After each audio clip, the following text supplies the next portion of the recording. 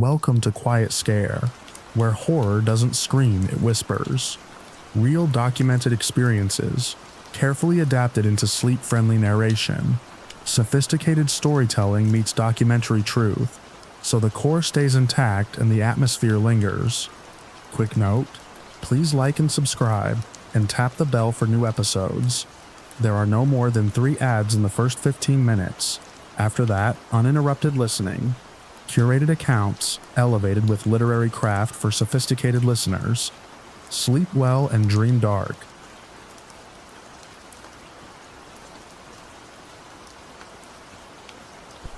I first saw the string of odd characters stamped in fading ink across the side of the cardboard box while I was sliding it out of the seller's trunk. It looked like some internal cataloging code a relative might have used when sorting an estate. Nothing more. The sun was high over the parking lot, bright enough to bleach color out of everything, and the heat coming off the pavement distorted the air around the rows of cars. I remember thinking the box felt heavier than a typical haul of old vinyl, like the records had absorbed years of dust and grief. The seller, soft-spoken, palms damp, avoiding eye contact, told me his uncle had been the original owner. He only wanted the space back in his garage. I paid him and loaded the box into my passenger seat, already imagining what rare cuts or forgotten pressings might be buried inside. Back home, the late light broke apart against my blinds, striping the floor of my bedroom. Sorting through new acquisitions had always been the best part of collecting, the slow reveal of someone else's listening life. I knelt at the foot of my bed and began pulling stacks of records out, leaning them against my dresser as I went. Most were familiar, classic rock, a little jazz, some folk, but the smell rising from the cardboard sleeve told me they'd been kept in an attic or basement for decades. Dust drifted in the beams of light like falling ash. Near the bottom of the box, wedged between 2 water-damaged sleeves, I found a disc without any labeling at all. No printed jacket, no inner sleeve, not even a worn pencil note. Just a plain black record inside a custom hand-cut paper sleeve. The paper felt soft, almost pulped, the edges rough as if someone had trimmed it with scissors, not a machine. I set it aside, assuming it was a home recording, or maybe a blank disc the uncle had never used. The rest of the collection took about an hour to sort, and by then the sky outside had dimmed to a violet haze. I ate a late dinner, cleaned the dust off my turntable's needle, and opened my bedroom window to let the warm night air circulate. When I finally picked up the unlabeled record, I hesitated. There was something about the weight of it, slightly off balance as if the vinyl had been poured unevenly. Still, curiosity had always been the start of every great find in my collection. I placed it on the platter, lowered the tone arm, and listened as the static cleared. A faint hiss filled the room, like old tape, followed by a soft exhale close to the microphone. No music, no ambient hum, just breathing, then a voice. Calm, steady, and entirely unhurried, the voice spoke in the way someone might rehearse a message they didn't want to deliver but had decided to anyway. A man, middle-aged by the sound of him, breathing with a measured rhythm. He said he needed to set something straight, that he didn't expect forgiveness, and that the truth had been sitting in the back seat of his life for too long. The metaphor landed oddly, but before I could think about it, he continued. He described a road I knew, 2 towns over, a rural stretch that curved around a series of old grain silos. He described early winter, a dusting of sleet, limited visibility. He said he hadn't been drinking, not really, just shaking off the day, and that the figure on the shoulder appeared too late for him to avoid. His voice didn't waver as he explained the thud, the skid, the sudden sideways slide of his vehicle. He said he'd pulled over but kept the engine running. That fear had pressed on his chest until the air felt thin. He said he'd seen no one when he stepped out, only the shape of a coat tangled in the weeds. The tone never shifted into panic, guilt, or remorse. He narrated the moment like a report he'd filed internally and read back from memory. He admitted he had left the scene. He admitted he had not checked for a pulse. He admitted he had known, even as he drove away, that the person had not simply walked off. He stated it all plainly, like he was giving instructions to someone who already knew the ending. I stood there, one hand on my dresser, the other covering the lower half of my face. My bedroom seemed smaller with each passing sentence. Outside, the night settled into an uneasy stillness, and every detail in the recording pressed more sharply into the quiet. The confession continued, but not with dates or names. No identifiers, no attempt to place blame elsewhere. Just a linear recounting of the hit and run, the curve in the road, the shifting weather. The moment he realized the headlights had caught movement too late. The voice slowed only once, when he mentioned that he'd returned home and listened to the ticking of his cooling engine in the driveway. He said the sound reminded him of a clock, each tick a second he could not take back. At one point, he paused long enough that I thought the record had reached a locked groove. Then he murmured that he'd created the recording because he could no longer bear the idea of dying without anyone knowing what he had done. He didn't say where he lived, or why he'd chosen this method, or who the message had been intended for. He ended the confession by stating that whoever found this recording would carry the truth forward, and that he hoped the weight of it would settle where it belonged. When the needle reached the inner circle, the hiss returned. No outro, no further explanation, just the soft, dry whisper of vinyl that had lived in a box for a generation. I lifted the tone arm and set it in its cradle. My hands were shaking. Part of me wanted to replay the record to make sure I'd heard it correctly, but doing so felt like stepping back into a room where someone had just admitted something they shouldn't have. Instead, I slid the disc back into its hand-cut sleeve and set it next to my nightstand, as if keeping it close might help me decide what to do. For a long while, I sat on the edge of my bed, listening to the distant rush of a passing car on the main road. Each time one approached, my chest tightened. It felt wrong to be alone with what I'd heard. Wrong to be a custodian of guilt that wasn't mine. Yet nothing in the recording identified the confessor. Nothing tied the voice to the seller's uncle, or any traceable name. I only had the sound of a man describing a fatal mistake, and the terrible choice that followed. I tried to imagine the uncle, what kind of person he'd been, why he'd kept an unlabeled disc mixed in with his music collection. The seller hadn't seemed the type to hide anything sinister. He'd seemed exhausted, overwhelmed by the logistics of clearing out an estate. But I replayed the exchange in my mind anyway.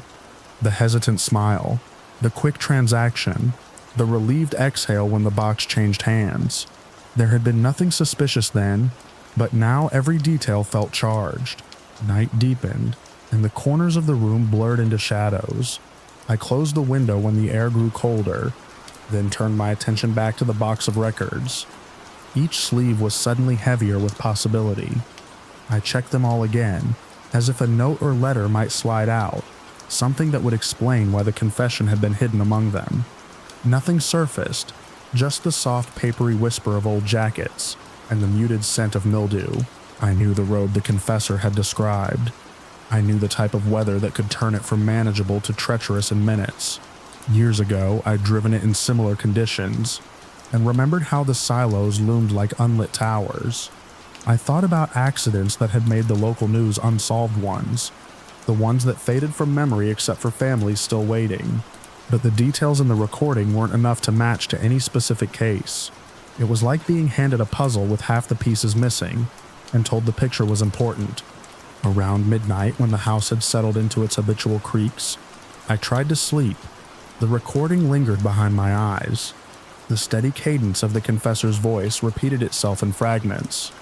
I kept seeing that rural road, the beam of headlights sweeping over sleet-streaked asphalt, the abrupt appearance of a silhouette on the shoulder. I tried to tell myself this was just an artifact of someone's private guilt, not a burden meant for me. But every time I closed my eyes, the admission resurfaced. I thought about calling the seller, though I didn't have his number. The transaction had been quick, cash exchanged for a box. I could try returning to the parking lot at the same time of day, hope he might be there again, but that idea felt fragile and naive. Instead, I searched the box for any scrap of paper with contact information, but the only marking remained that strange string still meaningless, still oddly placed on the side panel. Sometime after 1 a.m, I realized the danger wasn't in the recording itself, but in the fact that I now existed in the chain of custody. Whoever had created the record had intended it to be found someday, but not necessarily by me, and not necessarily by accident.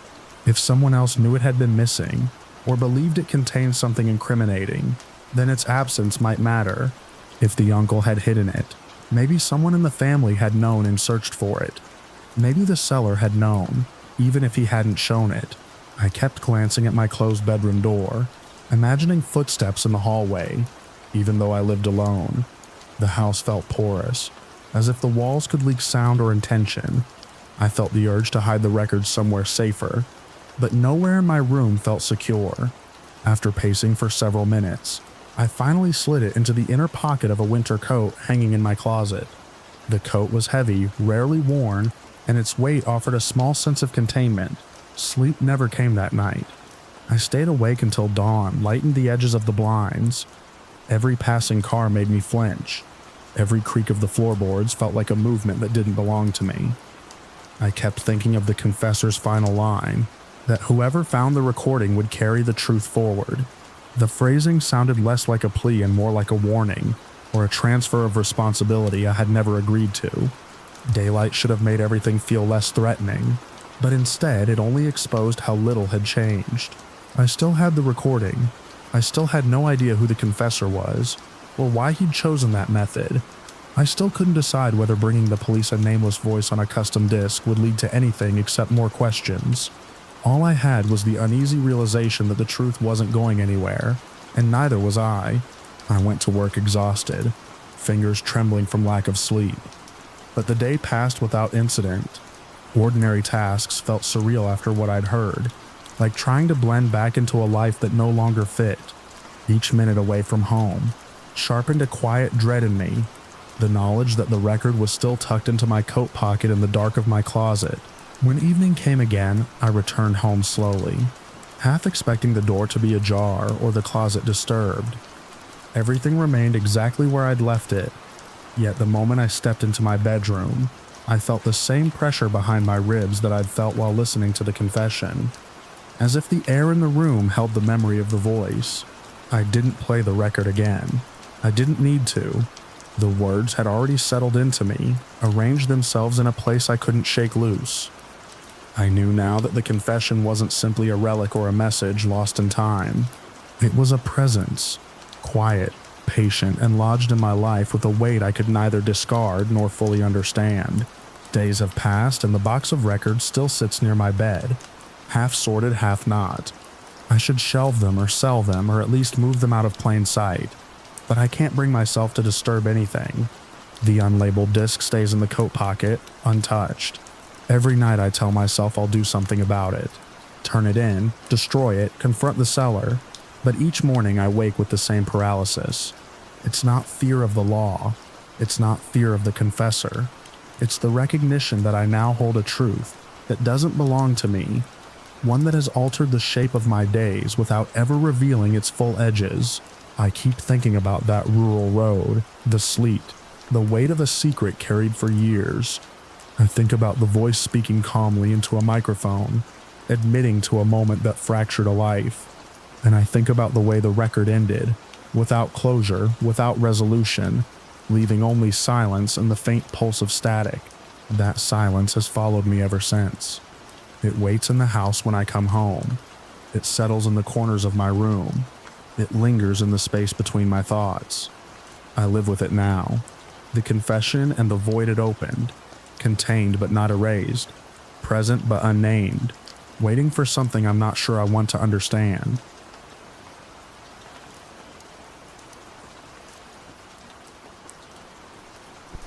I first noticed the weight of the container when I dragged it from the trunk into my garage, the metal scraping across the concrete with a hollowness that felt wrong. I had bought it earlier that afternoon in a grocery store parking lot, a simple cash-and-go deal with a man named Derek, who seemed eager to be rid of it. He called it an old safe, inherited, no key. I remember thinking it was just another bargain for a thrifty weekend project. I didn't expect the way the cold from the steel would linger on my palms. As if something inside had been waiting, I set it against the workbench and studied the locking mechanism. It wasn't anything special at first glance, just a heavy dial and a latch. But the tension in the metal suggested it hadn't been opened in years. When I tilted it forward, a thin line of dust broke across the floor. I told myself it was nothing more than a forgotten storage box, maybe full of outdated paperwork or family keepsakes. Still, I felt a quiet pressure at the base of my neck, the way you do before opening a letter you're not sure was meant for you. A friend of mine stopped by while I worked. He joked that I'd probably bought someone's buried treasure, or worse, their tax records. While he talked, I kept running my fingers along the brushed edge of the lock, feeling tiny imperfections like healed scars in metal. That's when I found it, the reset pinhole, nearly invisible tucked beneath a hinge plate, too deliberate to be an accident, too well hidden for anyone casual. I fetched a thin tool, breathed once, and pressed. The mechanism clicked in a way that didn't sound entirely mechanical, as though something inside exhaled. The door swung open with a low groan. No gold, no documents. Instead, a book rested on top of folded medical gowns, sealed gloves, and a few items of protective gear that smelled faintly of antiseptic. The book's cover was unmarked, but the pages inside were filled with faces, drawn faces, each sketched with unsettling accuracy. Downturned eyes, strained expressions, hair parted or tucked just so, line after line of captured humanity, all rendered with the focus of someone who had stared too long at their subjects. My friend didn't speak. He only stepped back as if the air around us had shifted. I didn't know why at first, but the eyes in the drawings felt familiar. Not in a personal way, more like the way you recognize someone from a news clip you didn't realize you remembered. I tore my gaze from the book and opened my phone, searching the local missing persons reports. One by one, the names and faces appeared and my stomach hollowed out. The sketches were perfect matches, more recent than some of the reports, too recent. I checked the container again, half expecting something else to materialize in the bottom. The protective gear was clean and unused, but the box itself carried a faint chemical smell, the kind that clings to old basements or storage units left too long without air. I imagined the real owner, Derek's late father, he'd implied, organizing these items with deliberate care, cataloging people who were never supposed to be found. For a moment, I convinced myself there had to be a normal explanation. Maybe his father was a hobby artist. Maybe the PPE was from an old job. Maybe the resemblance was coincidence. But the lines were too exact, the details too human, the expressions too raw. I closed the book gently, as if the weight of the graphite could spill. Over the next hour, I felt a kind of slow dread develop, settling into every small decision, how I held the book, how I avoided looking at my friend because I didn't want to see my own fear mirrored back. Even the sunlight through the garage windows looked diluted, uneasy. We stood there without speaking until I finally said what neither of us wanted to acknowledge, that keeping this felt dangerous in a way I didn't fully understand. I packed everything back into the container, shut it without locking it, and drove straight to the police station. Daylight made the whole thing feel surreal, like I was reporting a dream. I told them where I bought it, what I found, how the mechanism opened. They took the container from me with a kind of practiced calm that didn't quite reach their eyes.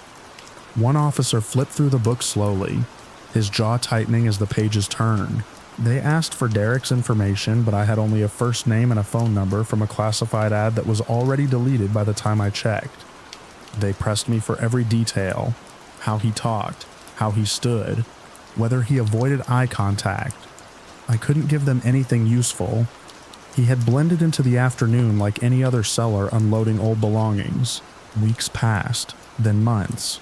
I heard nothing concrete, just the occasional update that the investigation was ongoing. The detectives didn't tell me if they had found Derek or tied the drawings to anything beyond the missing persons cases. They didn't share whether the PPE or the container had traces of anything significant. Their silence began to feel like another locked box, one I wasn't meant to open. What stayed with me most wasn't the fear that I had briefly held something connected to real danger. It was the sense that the safe had been waiting, patient, inert, sealed tight until the moment it ended up in my hands. As if the chain of coincidence that brought it to me wasn't a chain at all, but a path someone had mapped out long before I ever saw the classified listing. Sometimes when I think about the faces in that book, I try to remember them as drawings, flat and harmless, but they don't stay that way. They rise in my mind with the weight of real people who had lived real days, people whose stories stopped abruptly somewhere I can't see. All I did was open a container and hand it over, yet I can't shake the feeling that I crossed into someone else's unfinished work. The garage floor still carries the faint scrape mark from where I first dragged the safe into the light. I haven't cleaned it. I tell myself it's because I don't mind the scuff, but the truth is simpler. It's a reminder that danger doesn't always arrive with noise or threat. Sometimes it comes quietly, disguised as a bargain, carried by your own hands into your own home, settling into the dust at your feet.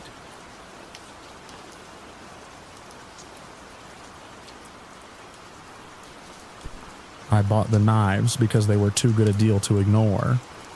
I remember the brightness of the day, the heat radiating off the concrete at the gas station where we agreed to meet, and how the sunlight glared off the metal handles when the seller Brian pulled the roll of tools from his backpack.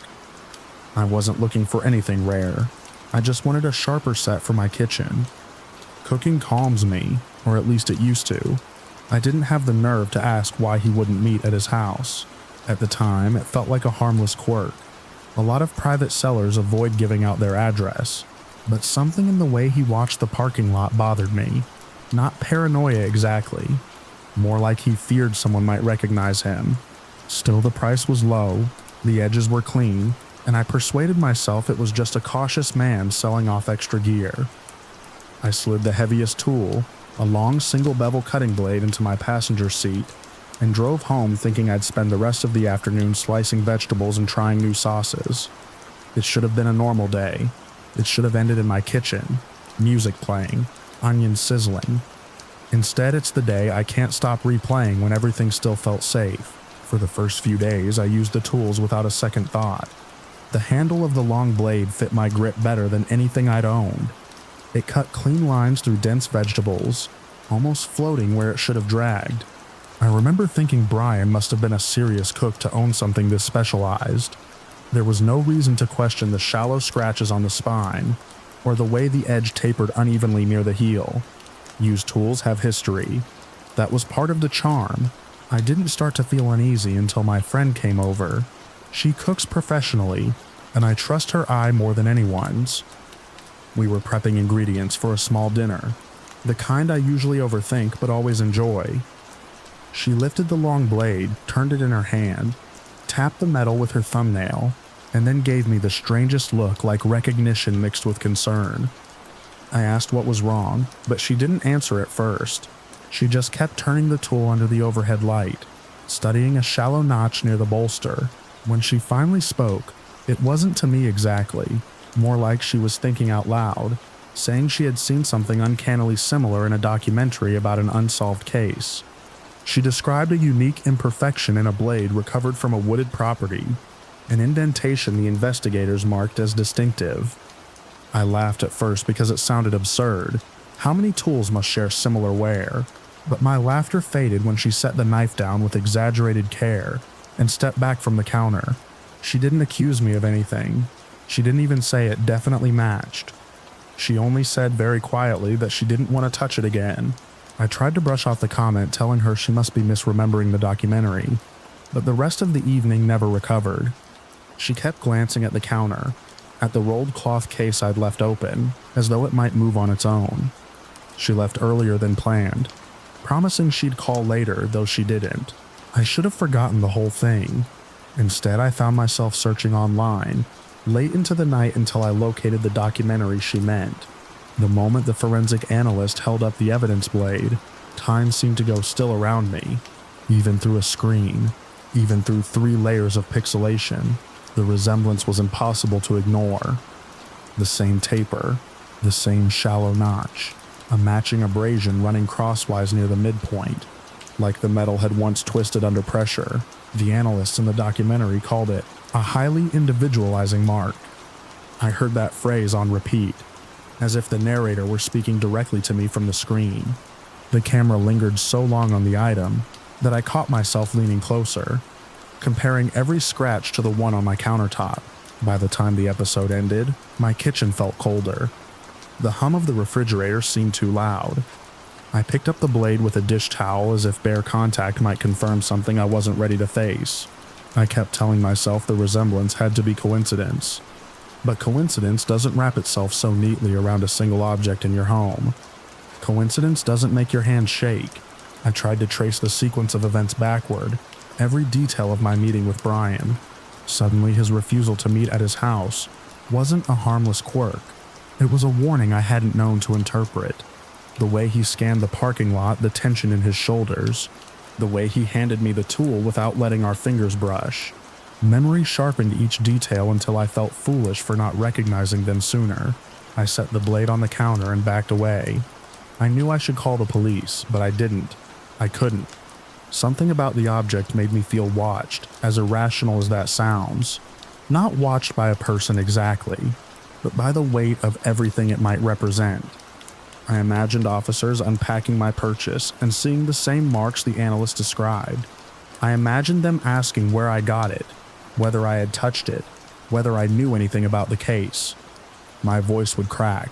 They would hear the anxiety before I spoke a word. I told myself I just needed to sleep. Maybe in the morning it would look different. Smaller, less connected to anything terrible. But sleep didn't come. Every sound in the house felt amplified. A car door outside, pipes shifting, the faint tick of the wall clock. I kept thinking about Brian, how easily he vanished after the sale, how he hadn't responded when I texted him thanking him for the deal. His profile on the listing had gone blank. No history, no other sales. I wondered if he still had the rest of the tools, if they were also pieces of some investigation I accidentally stepped into. I stayed in the living room until sunrise, unable to return to the kitchen. The blade waited there, out of sight but never out of mind. When morning finally arrived, the daylight didn't help. The object felt even more intrusive. I wrapped it in a doubled layer of towels and set it on the table. But covering it didn't remove the dread. It just made the dread quieter and heavier. The second day was worse. I couldn't cook. I couldn't focus at work.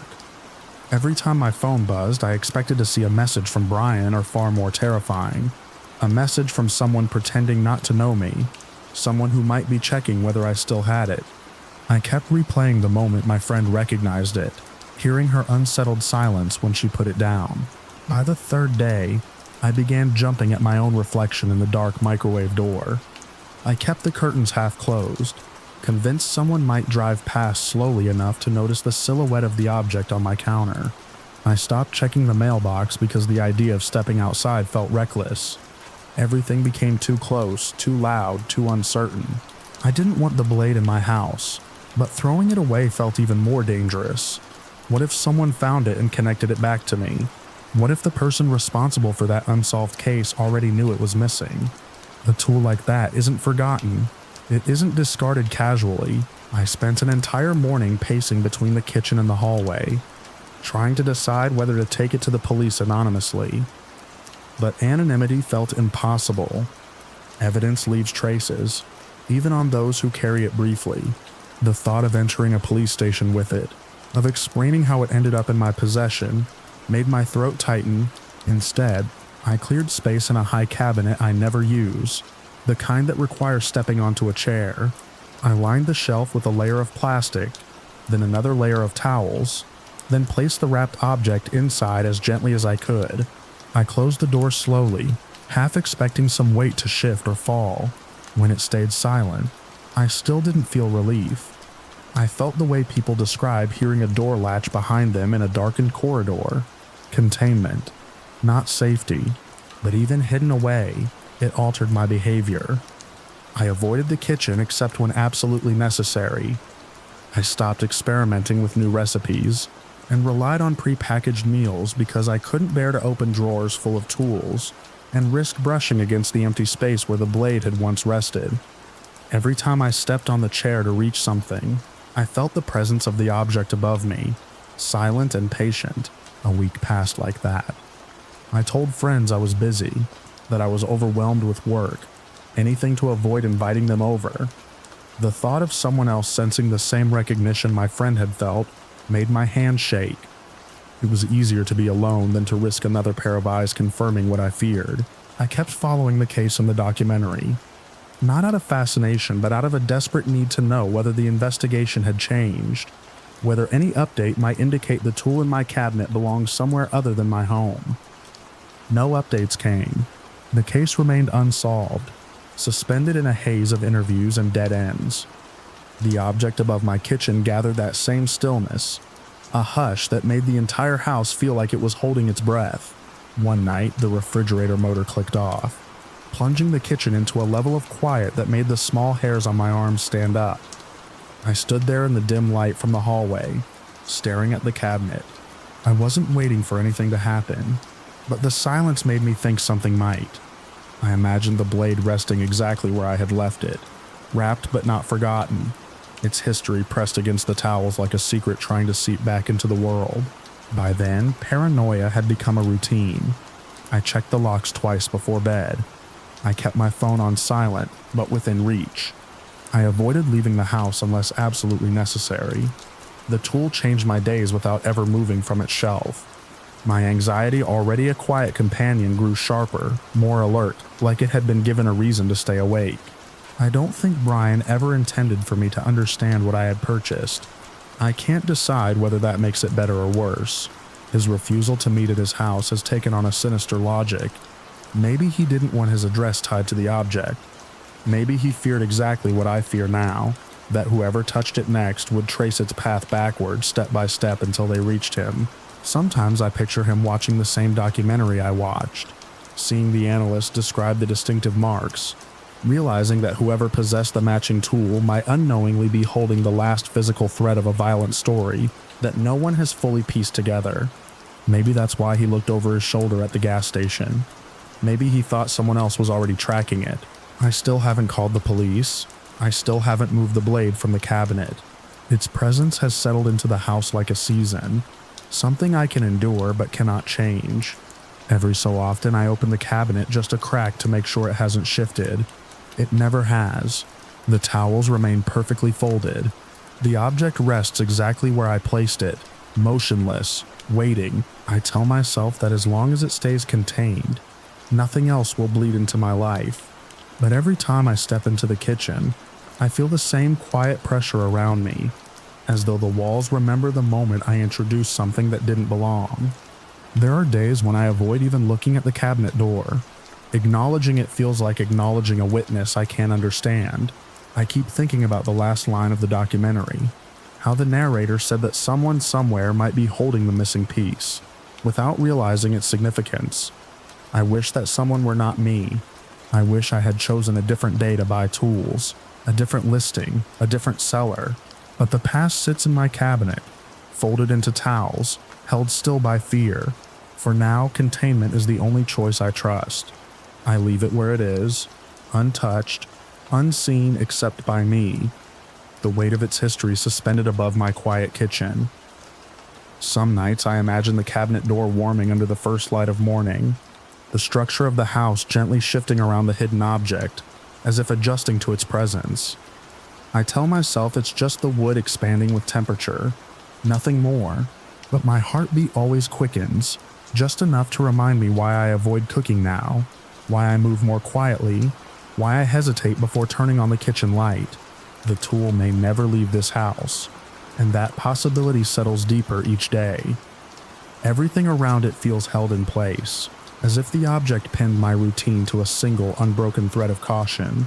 It sits above me while I eat, while I wash dishes, while I stand motionless in the doorway listening to the refrigerator hum. The thought of it touches every part of my day, reshaping the familiar into something fragile. I still imagine its edge, the marks that linked it to a story I never meant to enter.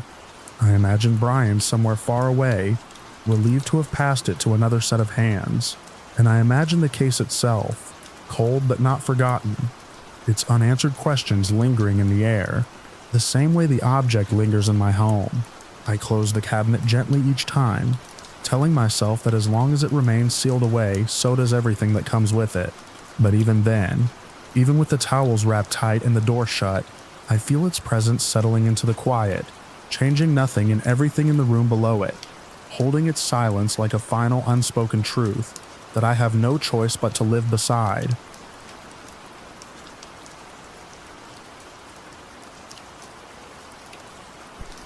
picked up the dining room cabinet on a cold evening, the kind where the air feels like it's holding its breath. I remember the porch light on Sarah's old duplex flickering as she waved me toward the driveway. The cabinet sat there on a dolly, bigger than I expected, a hulking dark wood thing with a shine that made it look heavier than it probably was. I bought it because the price was impossible to ignore, and because I've always had this habit, thrill compulsion, maybe a flaw of chasing secondhand finds that feel like bargains. She mentioned it had belonged to her aunt. I barely listened. I was locked on the grain pattern, already imagining it polished and sitting in my living room. By the time I loaded it into my car, the last bright strip of daylight had drained off the rooftops. Driving home, the structure rattled in the back with each turn. Not loudly, just enough to make me aware of how massive it was and how alone I'd be with it once I got it inside. Even then, I felt this faint, irritating pressure behind my ribs, like I'd rushed myself into something I wasn't ready for. I wedged the cabinet against the far wall of my living room, beside the old radiator. The duplex was quiet except for its usual settling sounds, creaks that had stopped bothering me years ago. What caught my attention was the drawer, the bottom one on the left. It didn't open when I tugged it. Stuck. I tried again, harder, bracing a foot against the cabinet base. The wood groaned. A metallic clatter came from inside, abrupt and hollow like something small shifting where it shouldn't be. That's what pulled me all the way in. Not suspicion, just the same stubborn drive that made me buy used furniture in the first place.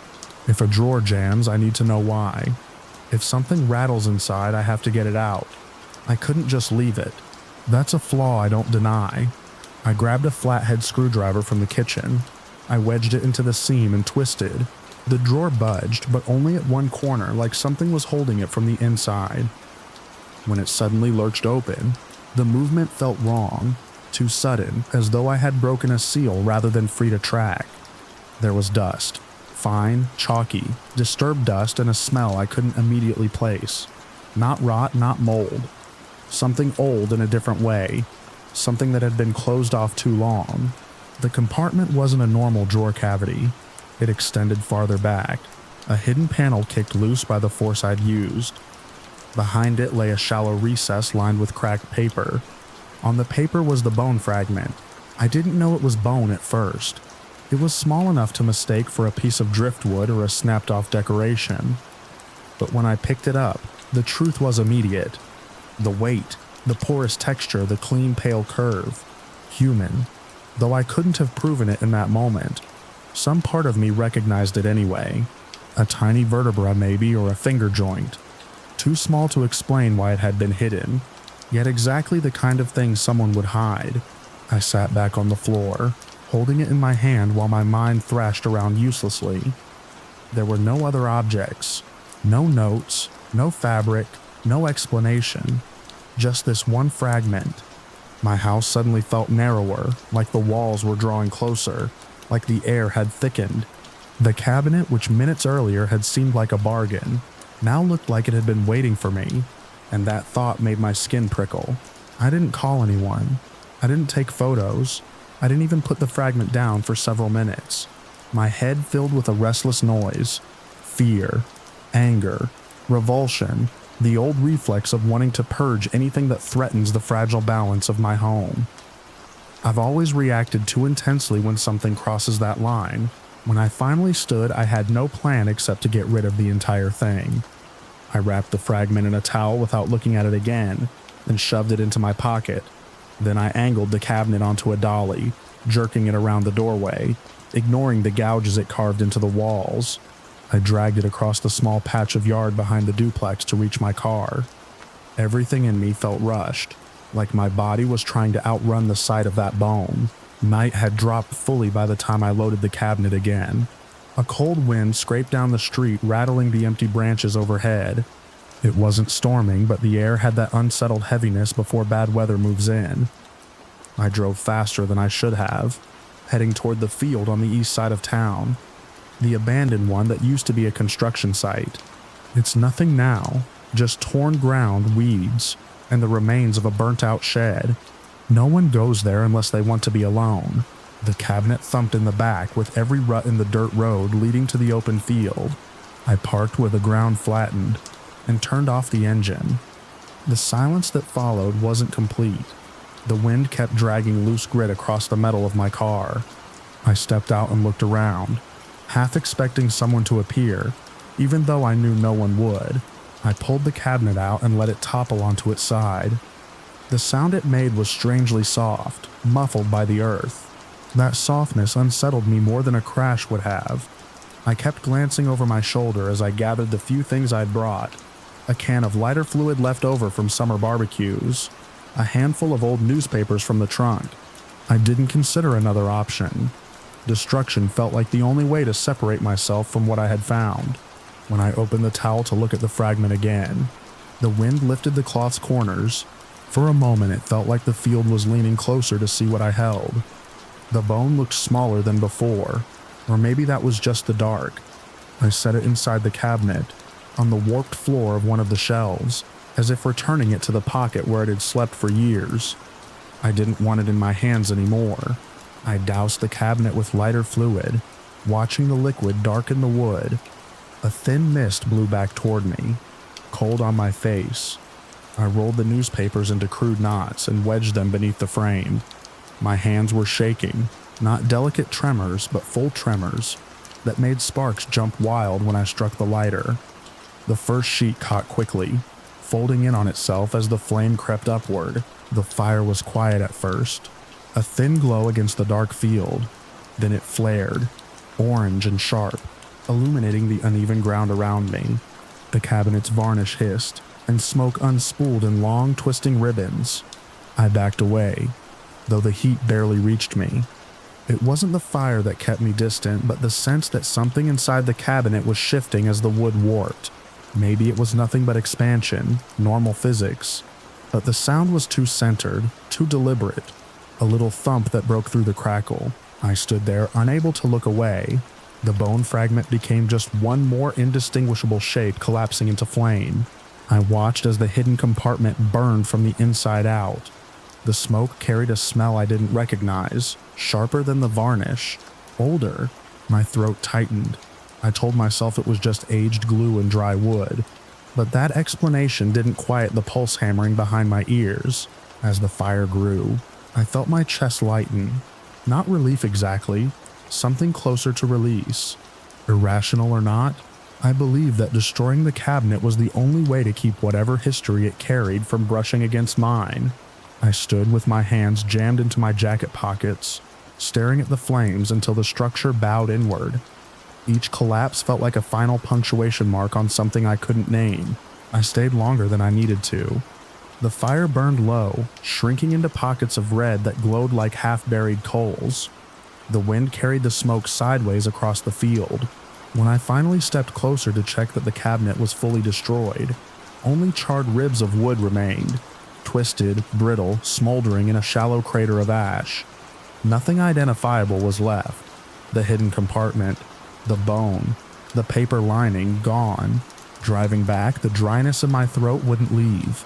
My clothes smelled like smoke, but underneath that was another scent, faint, like old dust carried home with me. I kept checking the rearview mirror. Even though it was dark, that restless pressure in my ribs hadn't eased entirely. I couldn't tell if it was guilt or fear, or the aftershock of reacting too intensely again. I only knew I had to get home, close the door, and not let my mind return to that field. Inside the living room, the empty space where the cabinet had stood looked brighter, cleaner. Still, I avoided the spot as I moved around, as though something lingering there might notice if I stepped too close. I walked through each room deliberately, grounding myself in the ordinary objects I'd owned for years. Nothing out of place, nothing hidden, nothing old and silent waiting to be found. I didn't sleep. I sat on the couch until the sky lightened, listening to the normal household sounds, the radiator ticking, the wood floor flexing, a car passing now and then on the street outside. All familiar, all harmless. My breathing eventually matched the rhythm of those noises, steadying even as the memory of the bone flickered at the edge of my thoughts. There are moments I replay now, even though I don't want to, the way the drawer resisted. The faint clatter inside, the smell of the compartment when it opened. Sometimes I wonder whether Sarah knew anything, but I never contacted her to ask. I didn't want to hear whatever she'd say, whether it was confusion or denial, or something that would pull me back into the orbit of that night. The cabinet is gone. Its ashes scattered across a field that hasn't mattered to anyone in years. The duplex feels normal again. Still, every so often when the evening light dims in the same way it did that night, I catch myself glancing toward the wall where the cabinet once stood, half expecting some memory of it to surface through the paint, faint and insistent, like something pressing from the other side of a closed drawer.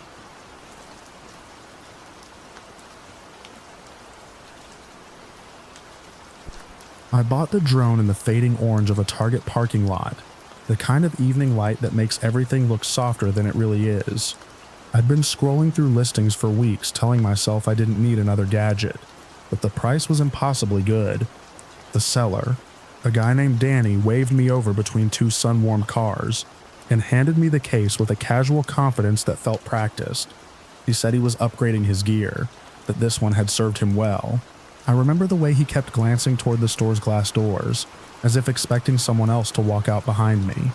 I chalked it up to nerves and loaded the case into my trunk as the last of the daylight slipped behind the buildings, leaving the lot in that quiet pre-night dimness I've always liked. I drove to a small park a few minutes away, the one with a single bench facing a line of houses and a field of dying grass. I wanted to test the drone right away. Being a tech enthusiast means impulses win more often than not, and that night was no exception. Street lights flickered on as I opened the case. The machine looked used but well kept. A few scuffs on the frame, no obvious damage. I powered it up, half expecting a dead battery, and the lights blinked alive, a good sign. I felt that little thrill I always get when something secondhand still works. Back in my car, I connected my phone to the drone's controller. The screen came up, and for a moment everything seemed normal. Then a notification slid across the interface. Existing flight data detected. That made me pause. It wasn't unusual for used hardware to retain some cached files, but this was phrased like an alert. I opened the storage browser expecting a few logs or calibration tests. Instead, I found folders, dozens of them, time-stamped, neatly ordered. The earliest ones started months ago. The latest were from the same day I'd bought the drone. My first thought was that maybe Danny had been sloppy about clearing his data. My second thought, as I clicked the first folder, was that something about this felt wrong in a way I couldn't yet articulate. The preview thumbnails populated the screen, and my stomach tightened. Every image was a window, not an exterior shot of a house, not a backyard scene, actual windows, curtains half drawn, rooms lit by warm yellow bulbs, living rooms, kitchens, bedrooms, all close enough that the drone must have been hovering just outside the glass. I kept scrolling, because disbelief does that to you. You don't trust the first image, or the second, or the fifth. But they were all the same. Private interiors, captured without anyone inside appearing to notice. I opened one of the video files. The footage began in stillness, framed on a quiet residential street. A dog barked somewhere off screen. Then the drone rose, smooth and deliberate, climbing toward the second floor of a house with pale blue siding. It stopped at a window, adjusting its angle until the camera peered straight inside. A person walked through the room unaware. The recording kept going, patient and unmoving, waiting for something, or someone. I stopped the video before the figure came back. Night had settled fully by then. The park felt too open, too exposed. I closed the files and leaned back against the seat, listening to the hum of the street lights and the steady churn of my own breathing. I've always been privacy-conscious, paranoid, according to some friends. But the idea of owning a device that had been used for that sort of intrusion made my skin crawl. I powered everything down and decided to check the geospatial data. I needed to know whether these recordings were accidental or deliberate. The logs showed flight paths mapped across several neighborhoods, repeated circuits over the same blocks, loops around cul-de-sacs, routes that didn't resemble recreational flying. They were systematic, intentional patterns. He had been watching these places again and again.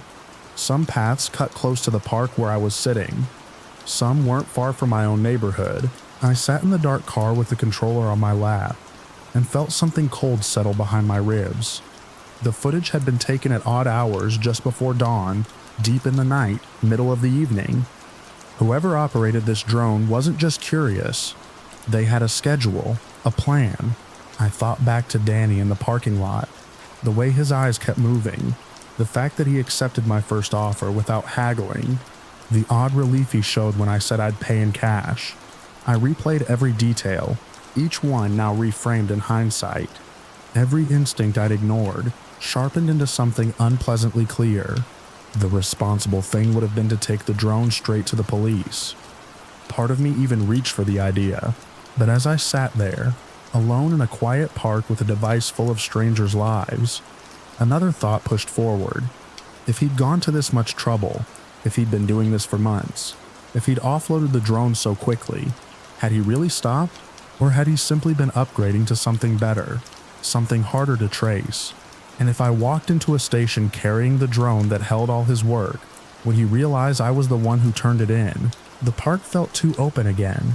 A car passed on the road behind me, its headlights sweeping across my rearview mirror. Even after it turned the corner and disappeared, the brightness lingered inside my eyes. I needed to do something immediate, something definitive. I drove to a residential neighborhood near my apartment, one with quiet streets and no through traffic. I parked under a dim street lamp and took the drone out of the case. The air felt colder than before, or maybe I was more aware of it. Leaves scraped along the curb in short, dry bursts. I set the drone on the asphalt. My hands were steady, which surprised me. I thought about everything stored inside it. Names I didn't know, houses I didn't recognize, moments that were never meant to be observed. And underneath all that, the simple fact that I had brought this thing into my life, even for just an evening. I lifted my foot over it. For a second, the drone's status light blinked as if it were trying to wake again, as if it were waiting for a command. Then I brought my heel down hard. The frame buckled with a brittle snap. I pressed again, grinding the housing until plastic and wiring gave way. The props cracked and scattered across the street. The camera shattered. I kept going until the body was a flattened mess of broken parts and exposed circuitry. When I stopped, the night went quiet again. I gathered the larger pieces in a grocery bag from my back seat. I didn't want anything left on the pavement. The bag felt heavier than it should have. I tied the top and placed it in my trunk, already planning where to dispose of it, somewhere with enough bins that no one would notice one more bag. Not my building, not anywhere near the places shown in those recordings. Driving home, I kept checking my mirrors, not obsessively, just enough to confirm the road behind me stayed empty. My neighborhood looked ordinary as I turned onto my street, porch lights glowing in soft pools against the sidewalks. Nothing out of place, nothing strange, just the comfort of familiar shapes under the night sky. Inside my apartment, I sat down at my desk and breathed for what felt like the first time in an hour. I powered on my computer to double-check that I hadn't copied any files during the inspection. Not even accidentally. The folders were clean. No stray transfers, no cached previews. I deleted the controller app too. Just to be certain, I told myself that destroying the drone had been enough.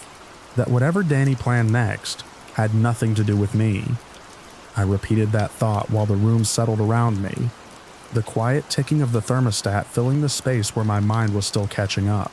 Somewhere outside, a distant siren rose and fell. A normal sound, a city sound, but I stayed still until it faded completely. Only then did I stand, lock my door, and switch off the lights. The apartment felt safe again, or at least safer than the night air outside. I reminded myself that I had acted fast, that I hadn't let those recordings exist a second longer than necessary, and that the drone, whatever it had been used for before it reached my hands, would never be used again. I went to bed before midnight, the bag of broken parts waiting in my trunk for morning. I planned to drive across town and drop it in a row of overflowing dumpsters behind an apartment complex that used to be student housing. No one would question an extra bag there. No one would chase its origin. I fell asleep thinking about the quiet glide of the drone in those recordings, The smooth rise toward a window, the stillness as it hovered, and the sudden awareness that the only reason I had seen any of it was because Danny no longer needed the device that captured it. Maybe he had already replaced it. Maybe he was flying something newer right now. But that wasn't my story to follow. My part ended with the weight of my foot on the drone's frame and the crack of its shell breaking open under the street lamp's glow. By morning, the memory would feel distant, like something half recalled from a dream. But that night, walking from my desk to the bedroom, I paused at my own window, checking the darkness outside before letting the curtain fall back into place. No movement, no hovering shadows, just the soft reflection of my apartment behind me. I told myself I was safe, that I had stepped out of the path of someone else's intrusion, that the worst of it was over. I held on to that thought as I lay down, watching the ceiling fade in the dark, knowing the drone would never fly again, and that for me at least, the story ended with its quiet ruin beneath my heel.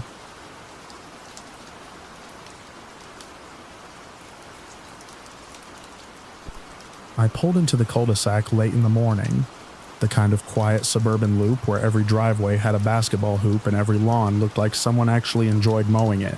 I remember checking the listing on my phone one more time before stepping out. A used weight bench, some plates, resistance bands, simple gear for someone like me who was still figuring out the difference between form and momentum. It felt like a safe, normal errand, just a pickup before lunch. Nothing about the seller's short description hinted at anything strange. The garage door was already open. Sunlight spilled across the driveway, bright enough that the cement almost looked white. Inside, the equipment was arranged in a neat row like a display bench, angled just so dumbbells lined up from smallest to largest, bands looped on hooks. I remember thinking it looked staged for a photo, not for someone moving out or clearing space. A man stepped forward from behind the bench, fit, shaved head, easy smile. He introduced himself as Mike. I noted his handshake firm, like he wanted to establish something right at the outset. I was already feeling out of my depth, trying to appear like I knew what I was buying, while hoping he wouldn't quiz me on anything too technical. Being a fitness novice meant I'd been faking confidence since the moment I decided to work out at home. He gestured to the bench with a little flourish like he'd rehearsed it, said the setup was perfect for someone getting serious. The phrasing stuck with me. Getting serious, because that wasn't my vibe at all. I was just hoping not to drop a dumbbell on my foot. I knelt to check the condition of the bench, running my hand along the pads the way I'd seen people do in videos. Everything looked clean, hardly used. The plates didn't even have scratches. That's when Mike said something that didn't register as strange until later. He mentioned that before selling, he liked to confirm the buyer could handle the gear. At the time, I interpreted it as concern. No point selling to someone who couldn't lift safely, right? Except he said it with a bright enthusiasm that didn't match the situation. I asked what he meant, trying to laugh it off. He pointed to the bench like it was obvious. A simple performance test, he said. Just a quick demonstration, mandatory. The word mandatory hit me wrong. I remember standing there blinking against the sunlight, wondering if he was joking, but he kept his posture upright and expectant, like he was a coach and I was a late arrival to practice. Something about the silence pushed me into compliance. I didn't want to seem weak or inexperienced. Stupid pride, maybe, or just pressure from someone who looked like he lived at the gym. I told myself it would take a minute. He guided me to the bench, not touching me, but close enough that it felt like being shepherded. He adjusted the bar height with an efficiency that made me think he'd done this exact routine dozens of times. I sat, then lay back, my palms already sweating.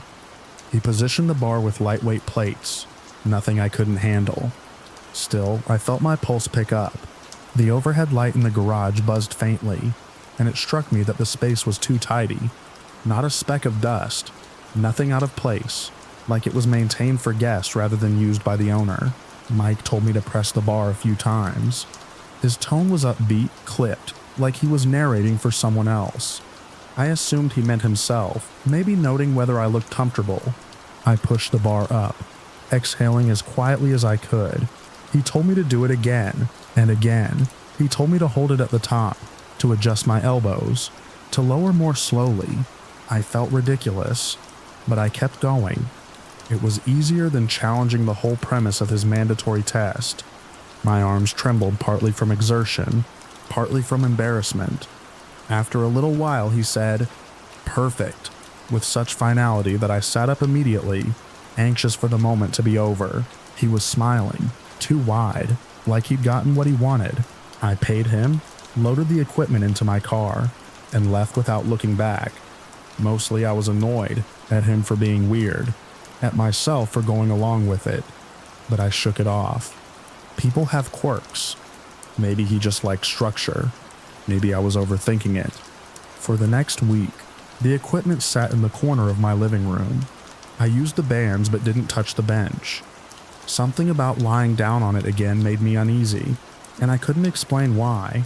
The discovery didn't happen until the following weekend, when a friend forwarded me a link.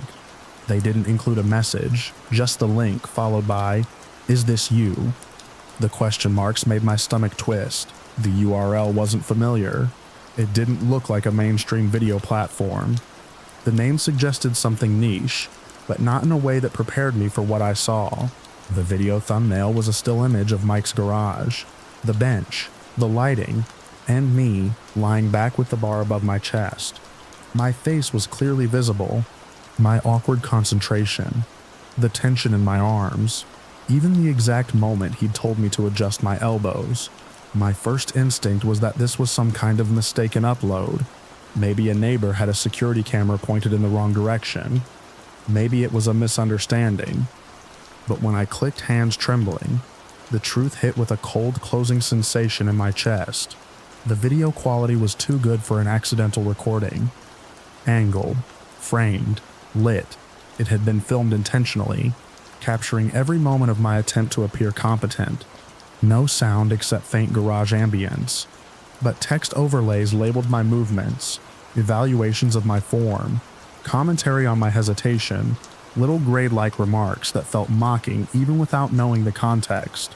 It took me a moment to realize the site specialized in a particular fetish, not sexual content in the explicit sense, but a fixation on forced athletic performance, public tests, unwilling displays of exertion. The tags under my video might as well have been describing the very things that made me uncomfortable about the interaction. My throat tightened as I scrolled. Views counted in the thousands, comments active, people analyzing my posture, my breathing, the exact moment I seemed to struggle, some praising Mike's direction, some critiquing me like I was a volunteer participant, none acknowledging that I hadn't consented to any of this. The performance challenge hadn't been a quirk, it had been a setup. I realized then why the garage looked so spotless, why the bench was pristine, why Mike's instructions felt rehearsed. He hadn't been selling equipment, he'd been casting. I closed the tab, but the damage was already done. The image of myself pinned under the bar, reduced to a dissected moment, stayed behind my eyelids every time I tried to blink it away. The humiliation hit in waves. First disbelief, then anger, then a hollow dread that made my stomach ache. I remembered how he'd stood behind the bench, positioned like someone watching through a lens. In hindsight, it made sense. I'd been framed perfectly. I tried to talk to my friend about it, but even recounting the basic facts left me shaky. There was no supernatural twist, no unexplained phenomena, just manipulation executed so casually it felt predatory in the most mundane way. A regular garage, a regular man, and me, naive enough to follow instructions because I didn't want to look weak. For days I avoided mirrors, avoided opening curtains. I kept imagining cameras hidden everywhere, capturing more moments I hadn't meant to share. My living room felt compromised, not because of anything tangible, but because the bench sat in the corner like a reminder of how easily I'd been steered into performing for someone else's audience. Part of me wanted to confront Mike. Another part of me feared he'd planned for that too, that any reaction I gave him would become more content. Anger clipped into a compilation, messages posted as proof of another successful session. The thought made my skin crawl. I searched my memory for signs I'd missed. The open garage door, the way he always positioned himself just out of my direct line of sight, the unnatural stillness of the space. The fact that his phone had been on a high shelf, angled downward, I'd assumed he'd placed it there casually. Now I understood it had been filming everything from the perfect vantage point. The more I thought through it, the more trapped I felt. I couldn't undo the recording. I couldn't force the site to erase it overnight. And I couldn't escape the reality that strangers were still watching me struggle with a barbell I could barely control. A week after discovering the video, I finally moved the bench to a storage unit across town. I didn't want it in my home anymore. Even touching it made my skin prickle. I locked the unit and walked away quickly, half convinced someone was observing the whole thing, half believing that my movements had become footage. The moment I stepped out of my car, the last image I remember from that day wasn't the bench itself, but the small inspection sticker on its leg, the kind manufacturers put on products after quality checks. For some reason, that sticker made me feel exposed all over again. Tested, evaluated, passed along. I keep telling myself it was just a transaction gone wrong, a seller exploiting a loophole in trust, but the truth sits heavier than that. This wasn't an accident. It was a script I stepped into without realizing, delivering a performance I never agreed to give. And every time I think about that garage, the quiet, sunlit space staged with care, I can still feel the pressure of the bar above me, my arms shaking while someone just out of my peripheral vision watched with a certainty I didn't yet understand.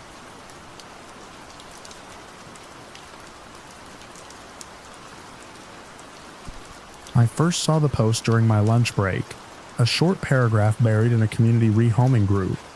It was a warm day, the kind where sunlight turns the park grass almost fluorescent, and I remember thinking the whole thing felt harmless enough. Someone named Jessica, claiming she needed to part with a young mixed-breed dog due to a sudden move. The photo showed a lanky pup with oversized paws and a crooked tail. She called him Moose. Something in his eyes looked lost, and I reacted the way I always do when an animal looks like it needs someone. I didn't overthink the details. I just told Jessica I could meet her at the park that afternoon. That impulsive decision set every moment after it into motion, and even now I still replay the way I walked across that field, believing it would be a simple, kind thing to do for an animal that had nowhere else to go.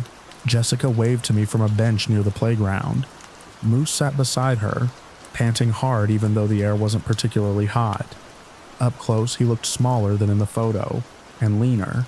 She brushed off his condition with a breathless explanation about stress and car rides, adding that he just needed a calm home. Her tone felt rehearsed, but I ignored the twinge of unease creeping into my chest. I kept focusing on Moose's thin, trembling body, and the way his tail tapped the ground whenever I knelt closer. The exchange itself was quick. Jessica placed the leash in my hand, offered a rushed thanks, and walked off so fast she didn't even glance back. I remember standing there, absorbing the abruptness of her exit. Moose leaned against my leg, his breath shallow and warm. Something was wrong. I could feel it in the way his ribs rose sharply with each inhale. I lifted him into my car, his body limp in my arms, and the moment I closed the door, he curled into the seat as if he were collapsing from the effort of staying upright. By the time I reached the veterinary clinic, Moose was barely lifting his head. I carried him inside, calling to the tech at the front desk before I even fully crossed the threshold. She saw his condition and rushed us straight through the hall into an exam room. The fluorescent lights made the angles of his frame look starker, and every second that passed pressed more urgency into my chest. The vet arrived within minutes, steady and composed, but her eyes tightened when she saw him. She ran tests, the beeping machines filling the small room with a clinical hush. I kept one hand on Moose's side, feeling the heat rolling off him. When she returned with the results, her voice had shifted into that soft, careful tone. I knew too well. Moose wasn't just sick. He was carrying a highly contagious, often lethal illness. She warned me that the next days would be critical, that his survival depended on immediate and aggressive treatment. I nodded, already deciding I'd do whatever it took, even though the numbers she quoted sounded unreal. I signed every form placed in front of me. Watching Moose struggle for air made the cost irrelevant. He was admitted for round-the-clock care, and I went home that night drained and restless. I kept replaying Jessica's quick movements, her refusal to meet my eyes, the way she vanished across the park without a backward glance. Something about it gnawed at me, but frustration couldn't compete with worry. The clinic called just after midnight to say Moose had stabilized, not improved, just stabilized. It was enough to let me sleep for a couple of hours before morning. The next day, the vet asked more questions about Moose's background, questions I couldn't answer. Her expression grew more pointed each time I said I didn't know. At one point she mentioned she'd seen similar cases, animals passed off as healthy during rushed meetups, sold or rehomed by people running informal, high-volume operations. These dogs often arrived so depleted that even standard treatments became a gamble. It wasn't uncommon, she explained, for sellers to claim sudden moves or fabricated emergencies to push quick pickups. The pieces clicked together in my mind with a sick weight. Jessica hadn't misjudged Moose's condition. She'd known. She just wanted to be rid of him. I spent the next week splitting my time between work and the clinic, sitting beside Moose's kennel while he slept beneath warming blankets. Tubes and monitors formed a small maze around him, but his breathing gradually steadied. When he finally opened his eyes one morning and lifted his head at the sound of my voice, the relief hit like a wave. I remember placing my hand against the glass, watching his tail make a small determined thump. The invoices piled up, higher than anything I'd ever spent on an animal, but the thought of walking away never crossed my mind. I kept telling myself that once he was strong enough to leave, the worst would be behind us. But the vet staff continued to mention irregularities in Moose's condition that aligned with systemic neglect, poor nutrition, untreated symptoms, signs of long-term illness. They weren't accusing Jessica directly, but the implication was clear. This wasn't a spontaneous tragedy. Moose had been sick for a long time. When he was finally discharged, I brought him home with a crate, medications, and a schedule that consumed most of my evenings. He wasn't energetic, but he followed me from room to room, lying down within arm's reach as if he wanted constant reassurance that he wasn't being abandoned again. I watched him regain weight slowly, each improvement measured in small, practical details: clearer eyes, steadier steps, longer stretches of sleep without trembling. I didn't set out to involve myself in anything beyond his recovery, but the more I thought about that rushed meeting in the park, the more I felt I owed it to Moose to do something. I went back to the rehoming group and searched Jessica's posts. There were more than I expected. Different animals, different urgent stories, each one framed as a last-minute plea. The patterns became obvious then, the way each narrative pushed fast pickups and discouraged questions. Once I recognized it, I saw others commenting about similar encounters. Sellers who wouldn't provide vet records, animals who appeared ill upon arrival, numbers that changed between messages. I compiled screenshots and forwarded them to the appropriate local agency, unsure whether anything would come of it but needing to try.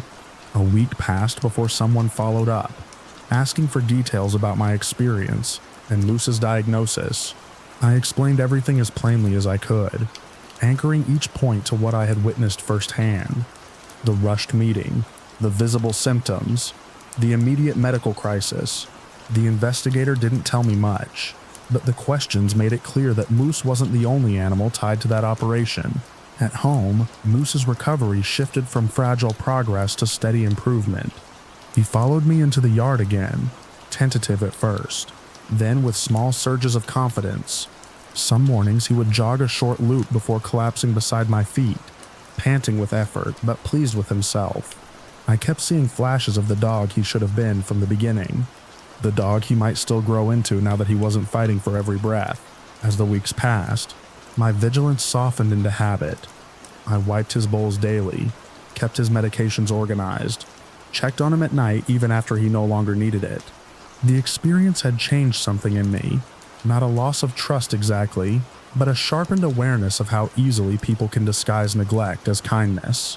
I found myself scanning rehoming posts differently, looking for signs I once wouldn't have noticed, and when others asked for advice, I warned them about quick meetups, evasive answers, sad stories that pushed emotional decisions. One afternoon, while Moose slept near the window with his chin resting on his paws, I received an email from the investigator. They had identified the seller as part of a larger operation, moving animals through various online groups, shifting locations and names, frequently enough to avoid scrutiny. The message didn't detail consequences, and I didn't need it to. Just knowing the pattern had been recognized made something unwind inside my chest. It wouldn't undo what Moose had been through, but it meant fewer animals might end up in the same condition. I closed the laptop and sat on the floor next to him, listening to the steady rhythm of his breathing. His fur was thicker now, his frame more solid. When he opened his eyes and lifted his head, there was a calm alertness that hadn't been there before. He shifted closer, resting against me with a soft sigh, looking back. The whole ordeal feels like a long corridor. I walked without realizing how narrow it was until I reached the other side. I'd thought I was picking up a healthy dog from someone in need. Instead, I stepped into a situation that required more from me than I expected. Money, time, vigilance, and a stubborn refusal to let Moose's story end the way it was heading. When I carried him into that clinic on the first day, but standing in the small quiet of my living room with his warmth pressed against my leg, it struck me that everything I went through was just the cost of giving him a chance to breathe freely again.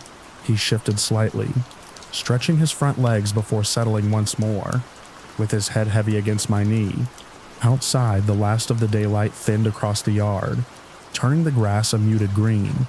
In that gentle fading light, Moose's breathing stayed steady, and nothing in the room felt fragile anymore. I stayed there beside him, letting the quiet settle around us, knowing that this was the moment all those frantic days had been leading toward.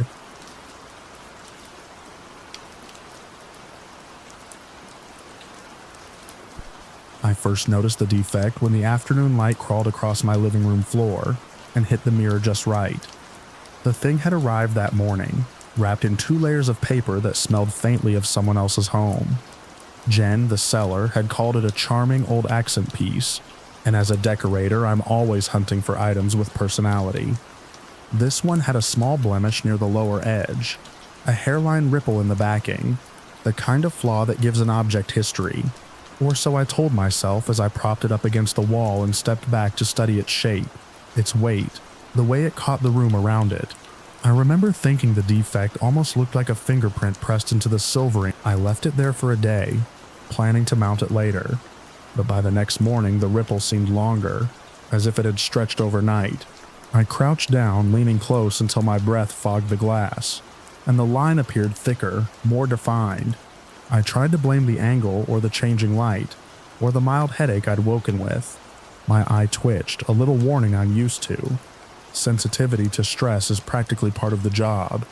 But even then, I felt a small knot forming in my stomach. I walked away, organized fabric samples, anything to avoid staring at that warped streak that felt subtly different every time I glanced at it. By noon, I'd convinced myself my mind was playing the usual tricks.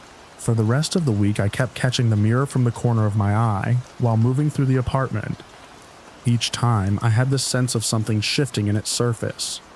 Not dramatic movement, nothing anyone else would have noticed, but a slight tug, like a blurred shape sliding just out of view before I could confirm it.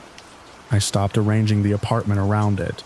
I stopped treating it like a new acquisition, and started treating it like a guest I hadn't invited. The weather stayed bright, all clear skies through the windows, but the mirror always looked dim, as if it absorbed light and thinned it before returning it. I told myself to stop watching it, yet I kept watching it. By the 4th day, I started seeing motion, true motion. I was walking past with a mug of tea when I caught something fold inward in the reflection, like the mirrored version of my bookshelf had bent at the middle, and then snapped back into place. I froze, staring at the reflected room. Everything stood still, normal, inanimate. The blemish on the bottom edge seemed to pulse slightly, but I couldn't be sure. I rubbed my eyes, set the mug down, and knelt in front of the glass again. The defect had crept higher, thinning out at the top as if trying to branch. I pressed a fingertip to the surface. It was cold, colder than the room.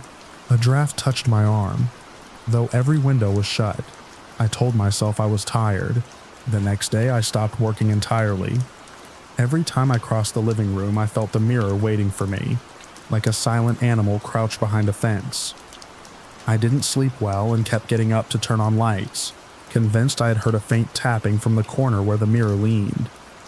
At one point, early morning, I stepped into the hallway and saw my reflection move before I did. Not by much, just a slight tilt of the head, a fraction of a second early, but enough for my breath to catch in my throat. My own face looked back with a slackness that didn't match how tense I felt. I retreated to the kitchen and stayed there until daylight washed every shadow flat. I tried to rationalize it: stress, overwork, repeated exposure to flawed reflective surfaces, triggers hallucinations. I'd read that once, or maybe I'd imagined reading it. I stood at the far end of the room, squinting at the mirror, telling myself that if I didn't go near it, the effect would fade. But distance made it worse. The entire reflection seemed to breathe, the room inside it expanding on the inhale, compressing on the exhale. I walked closer, slowly, until the breathing stopped. The blemish had crawled almost halfway up the mirror now. It looked less like a ripple and more like a thin, branching shadow. I remember whispering something under my breath, more a tremor than a sentence, and turning away quickly. On the seventh day, the reflection gave me a stranger. I'd bent down to pick up a swatch book near the coffee table. When I straightened, someone else stood behind me in the glass. A woman blurred but unmistakably human, her posture too stiff, her outline trembling as if she were being held together by a thin thread. I spun around so fast I knocked the swatches across the floor. No one was there. The apartment felt hollow. I stared at the empty space, then back at the mirror. The figure was gone. Only the branching defect remained, reaching upward like a dark root system. My hands wouldn't stop shaking, and for the first time I felt a sharp practical fear, the kind that makes you act without arguing with yourself. I didn't waste time. I wrapped the mirror in the same paper it had arrived in, taped it unevenly, and posted it online for pickup. I didn't care about profit, I just needed it out of my home. A subsequent buyer messaged within hours. When he arrived later that afternoon, I kept the exchange brief. No pleasantries. I didn't warn him, though part of me wanted to. Instead, I watched him carry the mirror down the hallway toward the elevator, the weight of it bending his arm slightly. As he turned the corner, I caught a last glimpse of the package, and through a small tear in the wrapping, I saw the defect pressed right up against the paper, darker than ever, like an ink stain spreading. For a moment, I could swear it formed a small printed mark, a tight cluster of symbols before the elevator door slid shut. By the time he left the building, the air in my apartment felt clean again. Light returned to its normal warmth. The floor felt stable under my feet. I opened windows, changed the placement of furniture, trying to reclaim the space.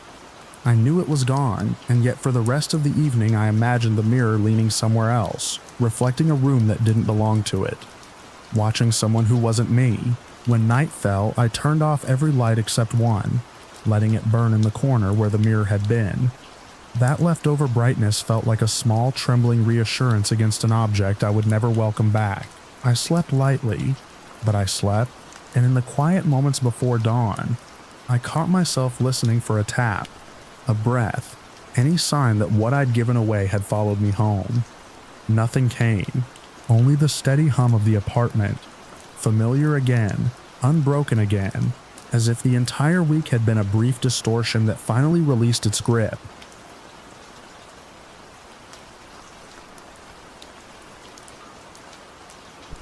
I bought the storage unit on a clear afternoon, the kind of day when the rows of metal doors looked almost polished under the sun. I remember thinking the place felt overexposed, like nothing could hide in so much daylight. Eric, the seller, walked me through the paperwork with the brisk confidence of someone who had auctioned off more dead men's things than he cared to count. He mentioned the previous owner only in passing, a name I forgot as soon as it was said, and by the time he rolled up the door, I'd already slipped into the familiar mindset of a book collector hunting for overlooked treasures. Most units are disappointingly predictable. Warped paperbacks, incomplete sets, the occasional mildew-bitten box of magazines. But this one felt different from the moment the stale air drifted out. The first thing that caught my attention was the number of sealed cartons stacked with a kind of geometric intention, as if someone had arranged them in the quiet hours before vanishing. Beneath the cardboard smell, I recognized a faint bite of old glue, cloth bindings, and dust. Signals that always pull me in. I set to work within minutes, carving paths through towers of hardcovers and brittle documents, letting the afternoon fade behind me.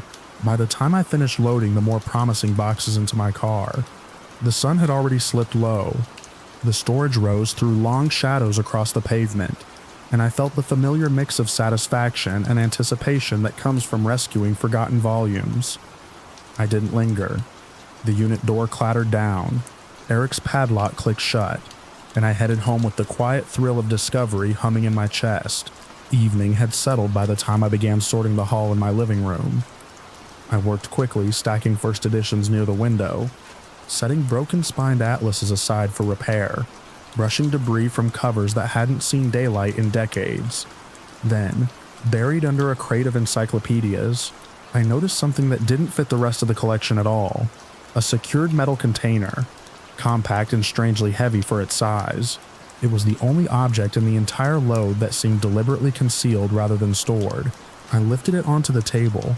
Its surface bore no logos, no labels, just a smooth finish interrupted by a lock that looked more mechanical puzzle than ordinary security feature.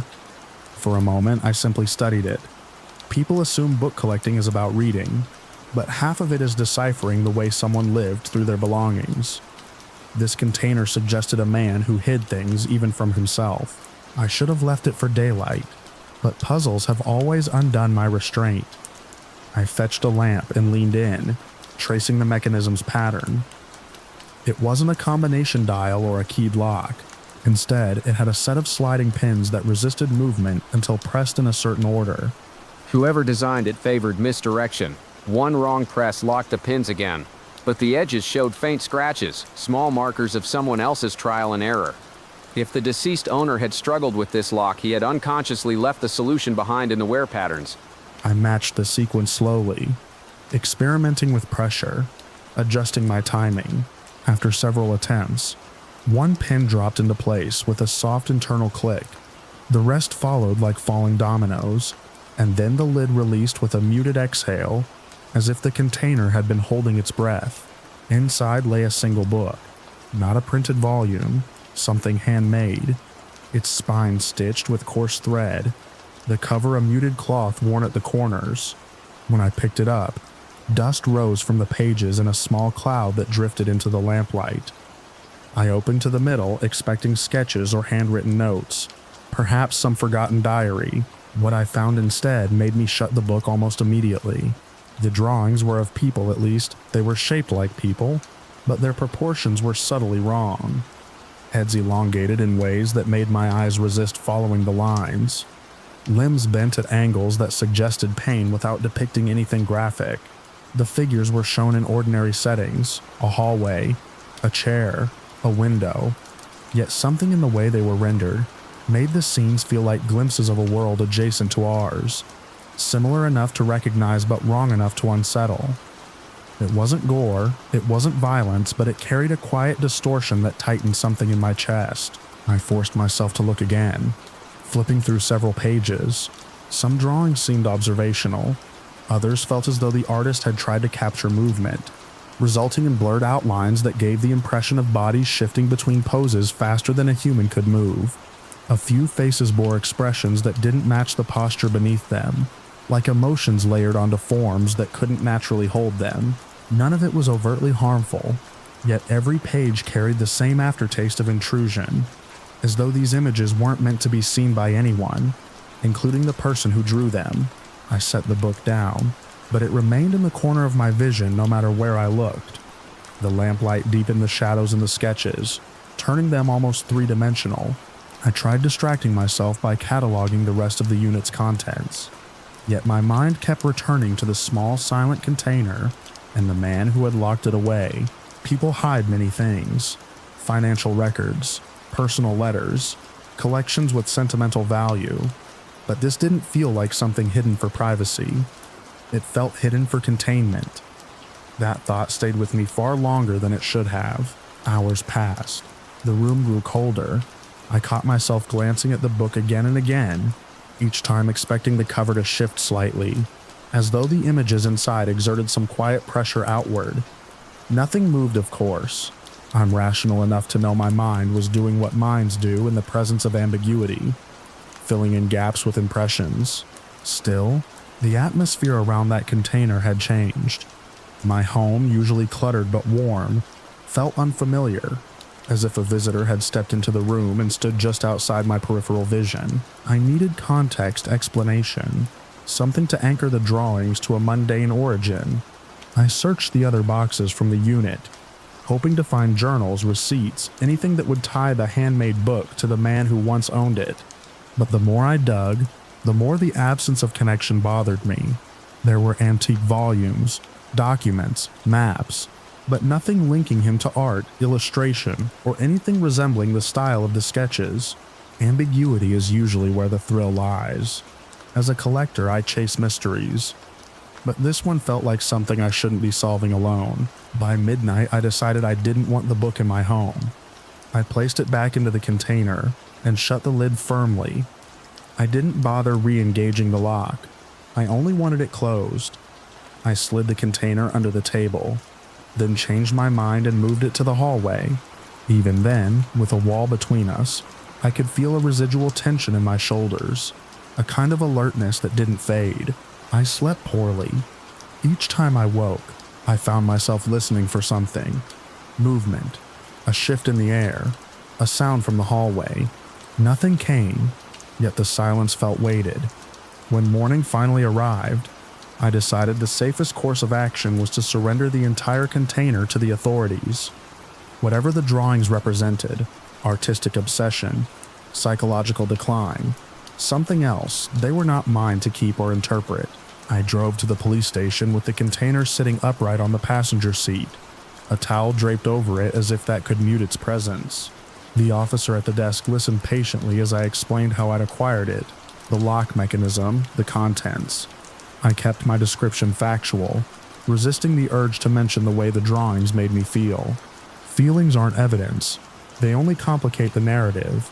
The officer brought in an investigator who asked measured questions while flipping carefully through the book. His brow did not lift. His expression did not change. That steadiness eased my nerves more than he realized. He told me the material would be assessed, cataloged, and compared against any relevant records. He noted that people leave behind strange artifacts all the time, and most of them turn out to be private attempts at expression rather than documentation of anything dangerous. His tone was reassuring, practical. Still, he accepted the container with a kind of respect, as though he recognized something fragile in the pages. They let me go shortly after. Walking out into the morning light, I felt the hum of tension finally loosen. My hands relaxed, my thoughts settled. Without the weight of the drawings nearby, the world felt ordinary again, the way it always does when the unknown recedes into the care of someone else. But later, at home, I found myself replaying the moment when I first opened the container. That soft click of the mechanism, the gentle release of the lid, the breath of air that escaped as if something waited inside. I kept telling myself it was only pressure equalizing, nothing more. Yet even now, when I think of those distorted figures, the subtle wrongness of their proportions, I feel the same faint pressure behind my eyes, like an impression left by something that wasn't supposed to be uncovered. I try to focus on the rational chain of events: acquisition, discovery, investigation, surrender. But a quiet uncertainty lingers around the edges, refusing to settle into any clear explanation. I remind myself that ambiguity doesn't mean danger. Some secrets are only strange, not harmful. Some puzzles aren't meant to be solved, only passed on. Still, when evening falls and the light thins along the hallway floor, I sometimes imagine the book exactly where I last saw it, its cloth cover absorbing the fluorescent glare of the police station, its pages closed but not necessarily still. I picture the investigators turning it over, tracing the thread of the spine, trying to determine why a man would hide drawings that seemed halfway between observation and warning, and I wonder whether the feeling that visited my home that night was simply the product of fatigue and suggestibility. or whether it was the echo of something the artist himself had lived with for years before deciding to lock it away. The container is gone now, yet the impression remains, faint but persistent, like the residue of a dream that refuses to fade even after you wake. I can't shake the sense that in opening it, I stepped briefly into someone else's unfinished understanding, a place where intention and interpretation drift too close to each other. I go back to my ordinary work cataloging, repairing, searching for the next overlooked volume, but every so often I'll pause, sensing a flicker at the edge of recollection. Not an image exactly, more like a shape waiting behind a turned page. A figure caught between poses, leaning slightly forward, blurred at the edges where the lines couldn't hold still. I tell myself it's only memory, only imagination. But sometimes when the air in my home settles in a way that feels too quiet, I catch myself looking toward the hallway again, half expecting to see something standing there, shaped almost like a person, drawn in lines that never quite stay still.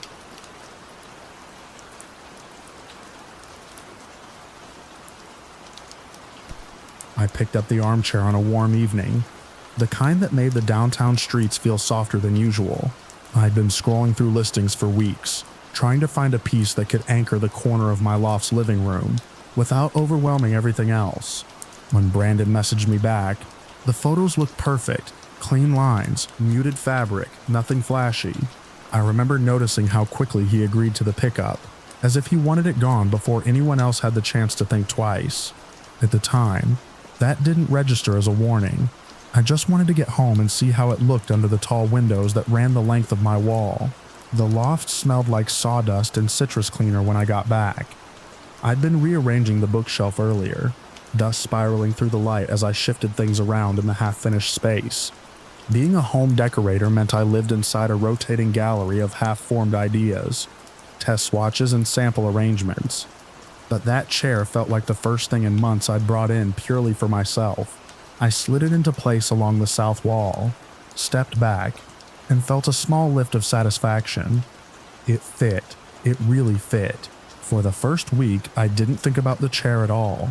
I sat in it every morning with a notebook, trying to sketch out layout concepts for a client's condo renovation.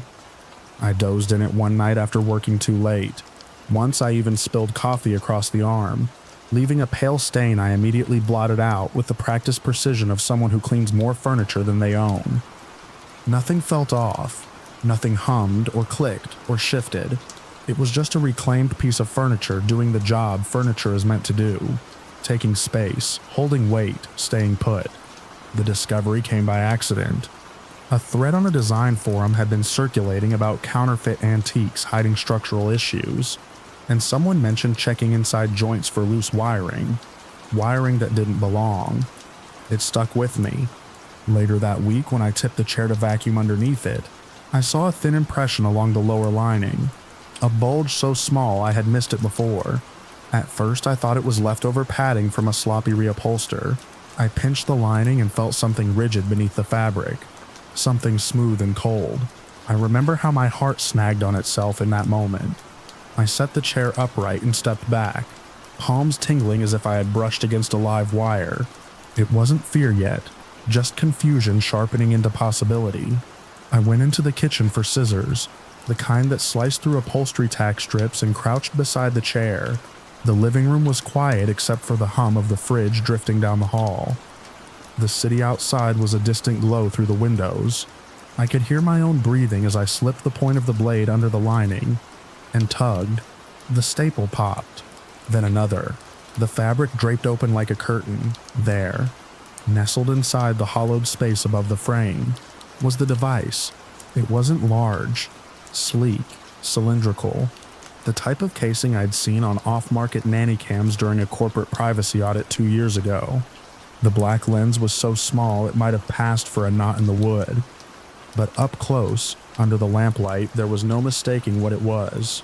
Someone had built it into the chair, seating it between the webbing and the support struts with enough care that the average buyer would never notice unless they were looking for it.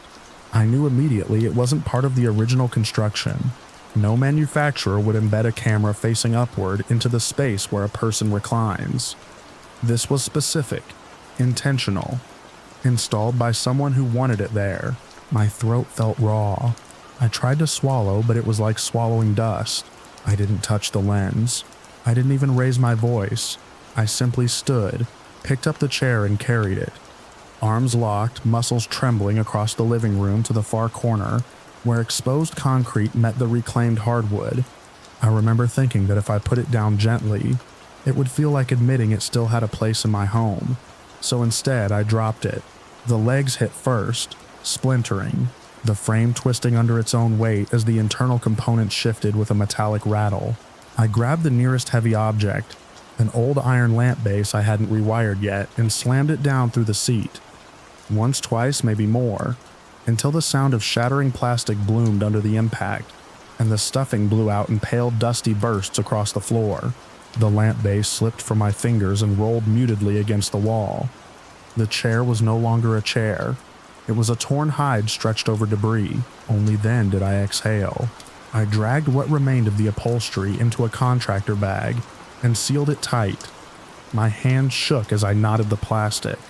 All the while, the silence of the apartment felt wrong, too complete, as if the absence of the device's invisible attention left a vacuum behind. At my desk, I opened the listing app. Brandon's profile was gone, not deactivated in the usual sense. The app showed a grayed out placeholder and a message saying the user was no longer available. It looked like a profile that had been erased from the system entirely. The chat thread, the listing, even the payment confirmation had vanished. A week was all it took for him to disappear, or for someone to make him disappear. A cold pressure settled beneath my ribs, pushing upward. I found myself walking room to room with a kind of methodical dread, scanning the edges of furniture, feeling along seams, lifting cushions, unscrewing access panels. My loft had always been an open space, airy and bright, but in that moment it became a warehouse of unknowns. Each object felt suspect, each surface a potential vantage point. I emptied drawers, checked vents, ran my fingertips along picture frames. I lifted rugs and crawled under the table, tracing the underside with a flashlight. Every shadow felt deliberate. Nothing else turned up, but that didn't soothe me. Discovery changes the way you see the world. Once you learn the shape of intrusion, it never quite leaves your hands. By midnight, my living room looked like a staging area for a home inspection. Books stacked on the floor, throw pillows piled on the counter, my favorite lamp tilted on its side like a toppled sentinel. I kept circling the space, recalibrating angles, checking and rechecking the spots where someone might hide something small enough to watch without being seen. The city noise drifted up from the streets, sirens softening into distance, a car horn echoing between buildings, laughter rising from the sidewalk and fading just as fast. Through the tall windows, the lights of downtown pulsed against the glass, muted by the height of my unit. I'd always loved living up here. It felt separate from the rush below, as if the loft existed on its own plateau above everything else. But that night, every window felt like an exposed surface, every open sightline a vulnerability. I sat on the floor with my back against the wall, staring at the empty space where the chair had been. The soft rectangle of dustless floorboards marked its outline like a missing tooth. It amazed me how quickly an object you trusted, an object you invited into your life, could become a breach. Weeks earlier, when I met Brandon, he had seemed unremarkable.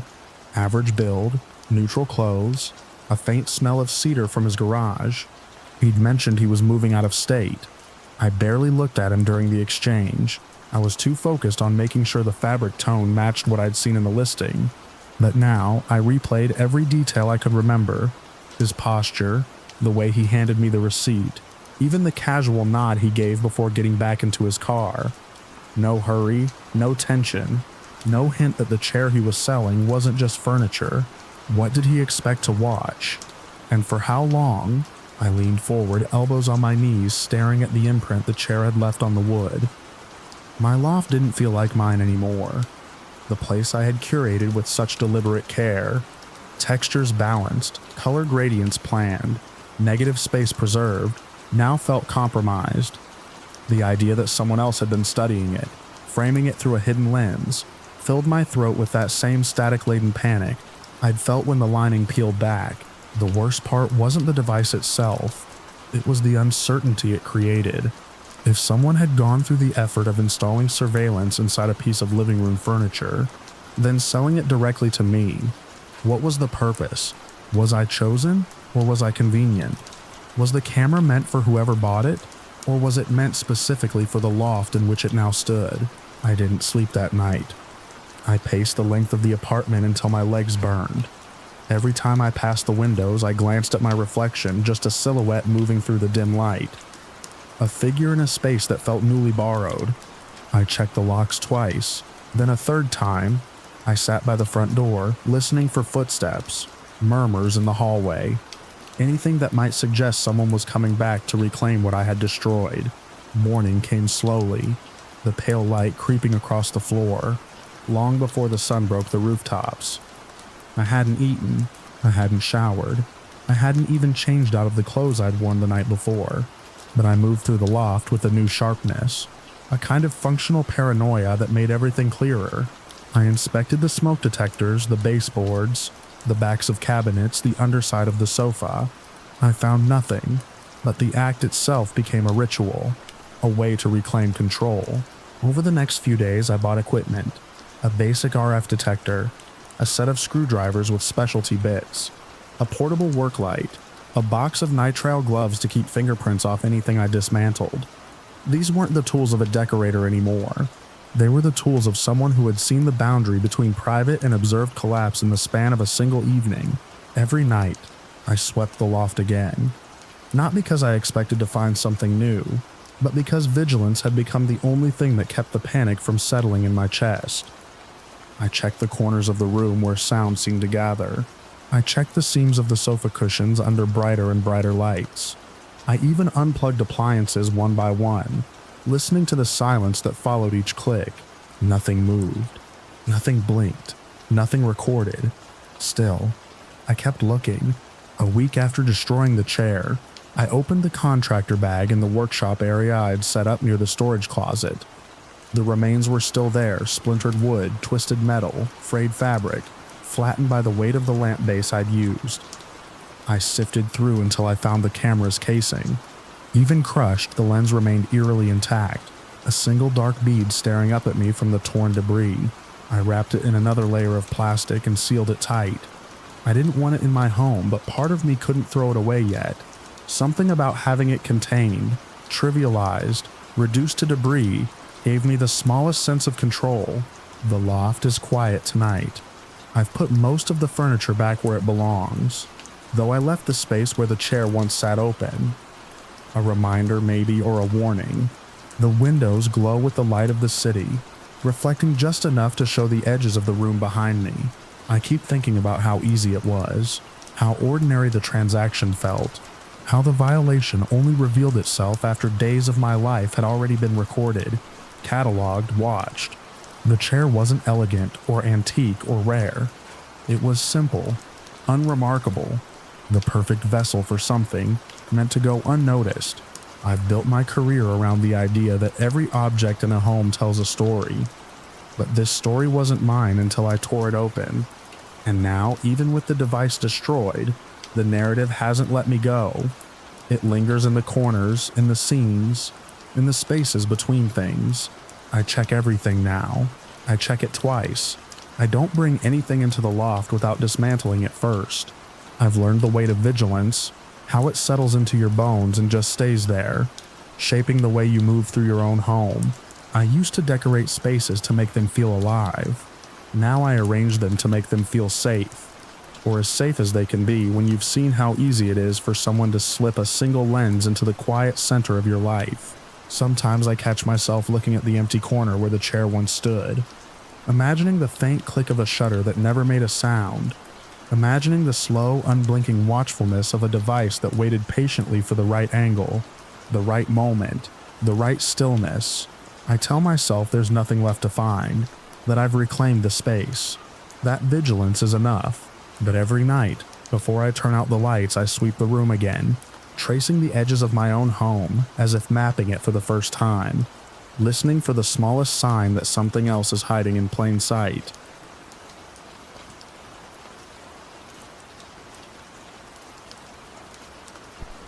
I first noticed the smear of color on my thumb as I crossed the gas station lot, the evening air still warm enough to make the asphalt shine. I had been scrolling through Maddie's listing all day, telling myself that the deal was too good to pass up. Luxury palettes for a fraction of the price, plus a couple of high-end lipsticks she claimed were barely swatched. I told myself I'd won the lottery. What I really felt was the familiar pull in my chest, the rush of getting something expensive without paying for the name. I kept walking toward her idling sedan, rehearsing excuses in case anything felt off, though I already knew I wouldn't back out. Too, she barely looked up when I approached. A quick smile, a nod toward a plastic bag on the passenger seat, and she mentioned she had another buyer waiting, which made me snatch the bag faster than I meant to. The car pulled away before I even had time to say thanks. Under the yellowed station lights, I peeked inside. Everything was wrapped in clear tape like someone had repackaged it in a hurry. The compacts looked right, logos and all. But when I lifted one, a thin chemical smell leaked out. Not strong, just sharp enough to sting the back of my nose. I told myself high-end products always had fancy ingredients. Maybe that was what I was smelling. By the time I reached my apartment, night had settled into the hallways. I locked the door behind me, dropped my bag on the counter, and tore into the plastic like a kid on a holiday. The smell hit harder indoors. It wasn't perfume or alcohol or anything familiar. It reminded me of a plastic toy left on a radiator. Heated, artificial, wrong. I twisted open a lipstick and felt the bullet tip give beneath its own weight. It sagged as if it were melting from the inside. The texture looked grainy, darker at the base like it had been poured in layers that never settled. Any reasonable person would have stopped there. I could already hear my best friend's voice in my head, reminding me of all the horror stories about counterfeit makeup. Metals, paint thinner, God knows what mixed in someone's bathtub. But standing in my kitchen, broke and desperate to feel a little glamorous, I convinced myself it wasn't that big of a deal. Maybe the heat in the seller's car softened it. Maybe the palette had absorbed some scent from the packaging. I told myself real luxury products sometimes used oils I wasn't used to. I held the cracked eyeshadow palette under the light. The powders had separated into clumps like they'd been exposed to moisture. When I pressed a fingertip into a mauve shade, it collapsed into a paste that stuck to my skin. I should have washed it off immediately. Instead, I lifted it to my face and swept it across my lid, telling myself the texture would probably blend out. It didn't. The smear burned the moment it touched me, like I'd dragged a hot wire along my eyelid. I gasped and stumbled to the sink, blinking hard as the sting spread. The product felt alive, crawling outward in a thin, tacky film. I splashed water over my eye, but the water only thinned it, letting it slip into the corner of my eye where it pulsed with a deepening heat. I grabbed a cloth and scrubbed until my vision blurred. When I finally forced my eye open, the skin around it had already reddened, tiny bumps rising as if reacting second by second. I leaned on the counter, breathing through my mouth. The smell coming off my skin was stronger than before, industrial like wet paint mixed with something metallic. My hand shook as I picked up the palette again. Up close, beneath the shimmer layer, the powders had a dull, uneven color, almost gray. Nothing about it looked like makeup anymore. It looked like crushed chalk swept off a workshop floor. I didn't want to believe I had done this to myself. I didn't want to believe I had ignored every warning sign because I couldn't resist a bargain. But the truth sat heavy in my chest, pulsing in time with the burning on my face. I kept thinking about Maddie's quick smile, the way she never fully opened her window, how she held her breath as she handed me the bag. I realized she must have known. Maybe not what was in it, but enough to want it gone. The pain sharpened. I checked the mirror again and saw a thin line of swelling creeping toward my temple. I grabbed my keys out of reflex, ready to drive myself to urgent care. But the room tilted when I bent down. I steadied myself on the counter. My eye watered uncontrollably, tears mixing with the residue and sending fresh sparks of pain along my cheek. I forced myself upright and rinsed my face again, watching cloudy water swirl down the drain. I kept replaying the moment in the parking lot, wondering how different the night would have been if I'd trusted the pinch of doubt I felt when I smelled that chemical tang. But deals like that always came with a little doubt, and I always told myself doubt was the price for getting something beautiful for cheap. This time the price felt literal, burning its way through my skin.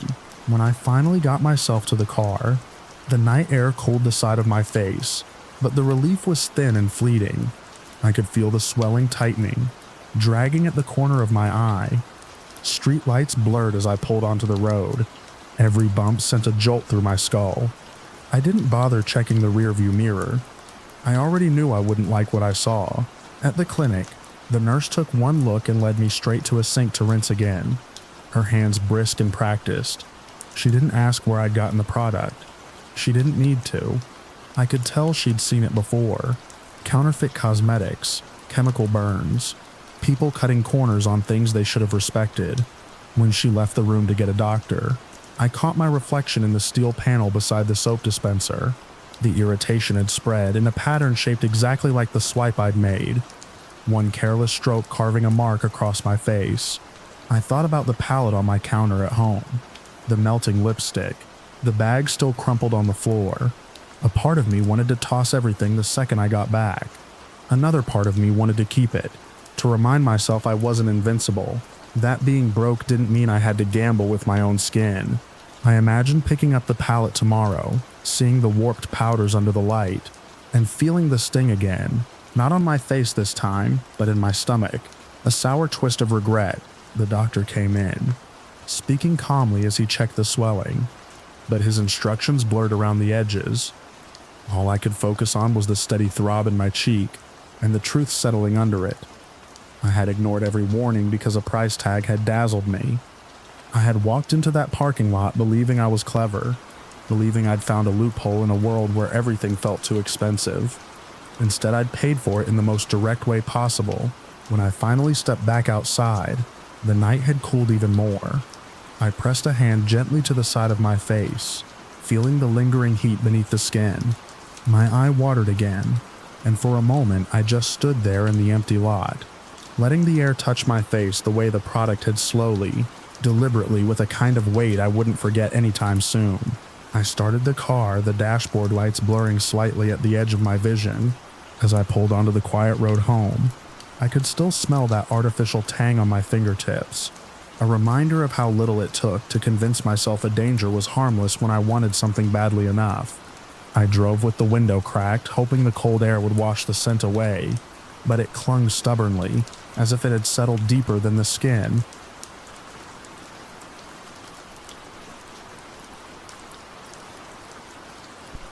I bought the car because I didn't have many choices left. My old hatchback had finally seized on the shoulder of a county road, and repairs cost more than the thing was worth. I needed something cheap, something that would last until I could save for better. So I scoured every classifieds page I could find.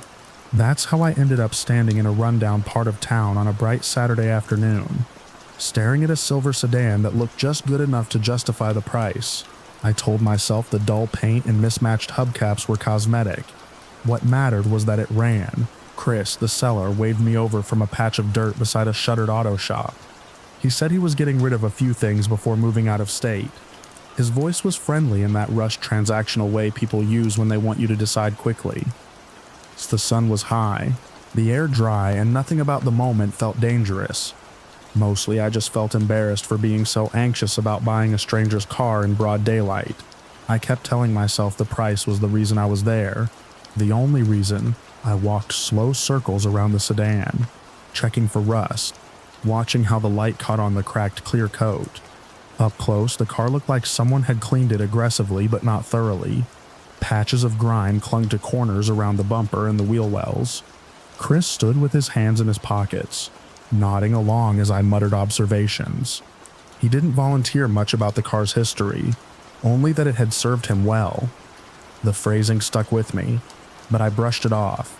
I needed transportation. I wasn't shopping for symbolism.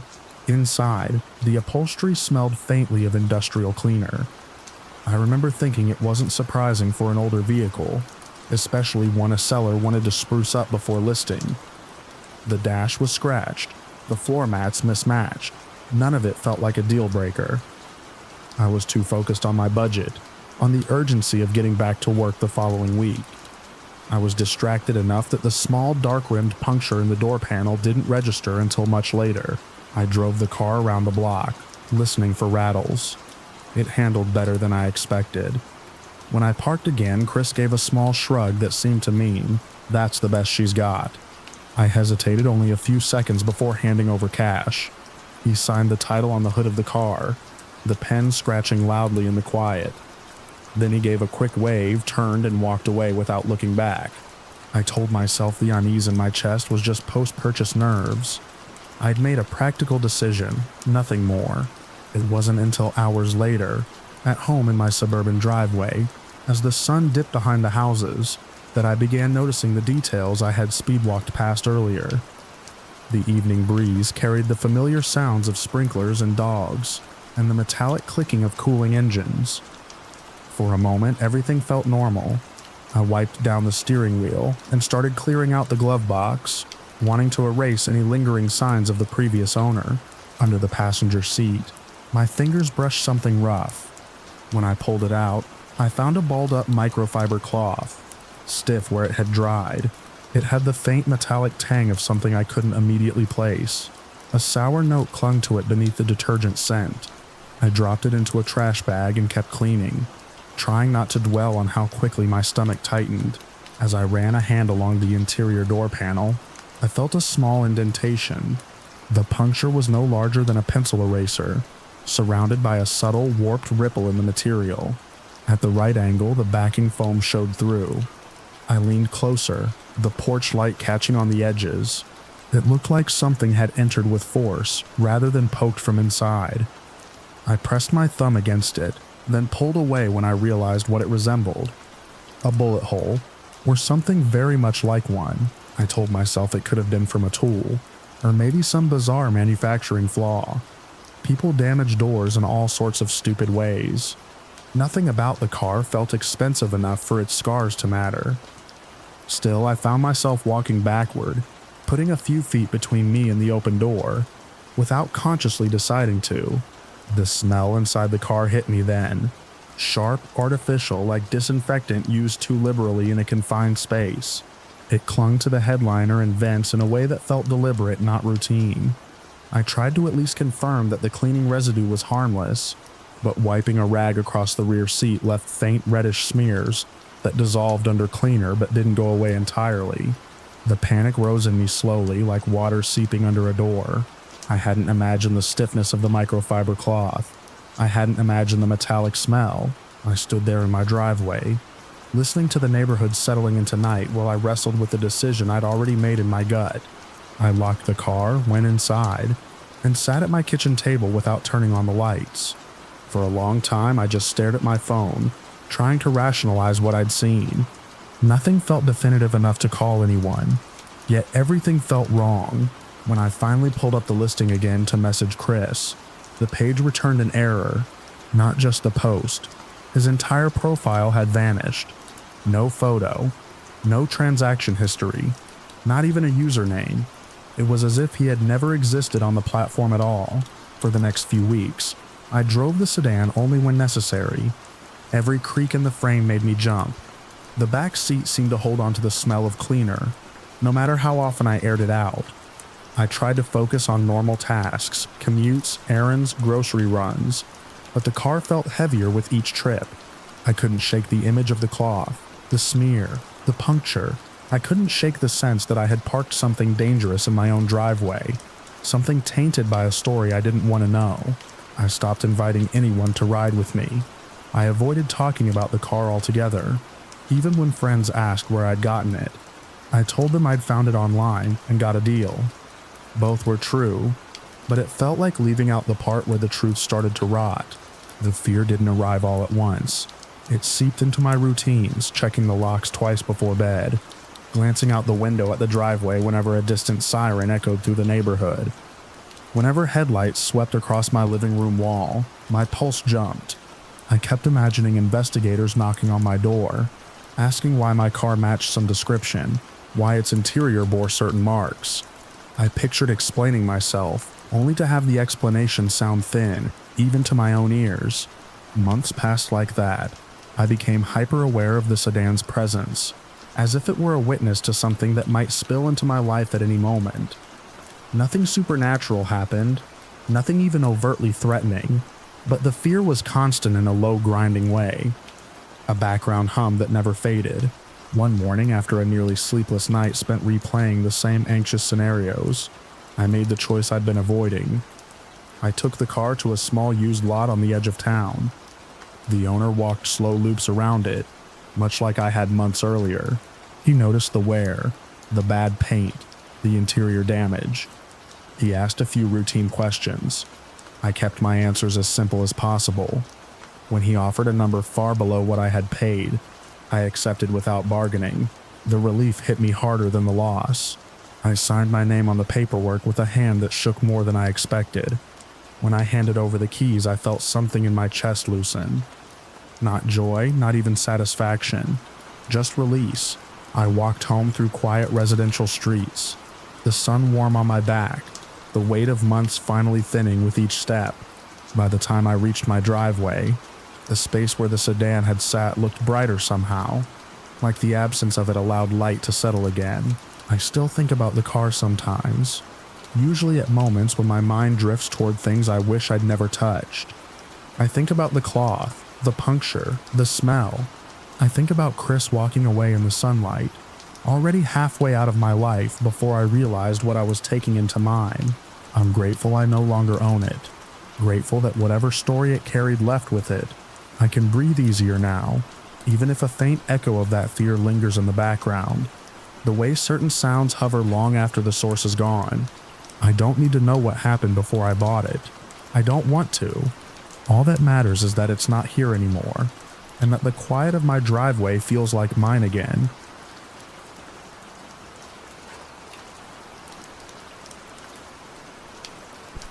I found the crib online on a quiet Tuesday evening. The kind of evening when the whole neighborhood seemed to settle into a soft hum behind closed doors. My sister's due date was creeping closer, and I'd been combing through secondhand listings for weeks, trying to stretch her budget while still giving her something sturdy, something safe. When the listing popped up, a sleek modern crib at half the usual price, I felt that little rush of luck I got when thrift hunting went right. The seller called himself Tyler. His messages were short but polite, and he lived only a few blocks over, in one of those newer suburban pockets with identical driveways and porch lights spaced like beacons. I drove there after work the next evening, the air cooling fast, the sky turning that washed out blue before night finally claimed it. The crib parts were already boxed when he opened the garage, and he mentioned he was just clearing out extra storage. It felt ordinary, almost boring, and I told myself that was a good sign. I loaded the boxes into my trunk and didn't think much of the faint chemical smell rising from the cardboard. Plenty of furniture had that factory smell. Besides, my sister needed help, and I liked knowing I could contribute something meaningful. I'd always been the sibling who hunted deals, repaired things, made budget stretch. Bringing her this crib felt like doing my part again. A few days later, I carried the boxes into her nursery.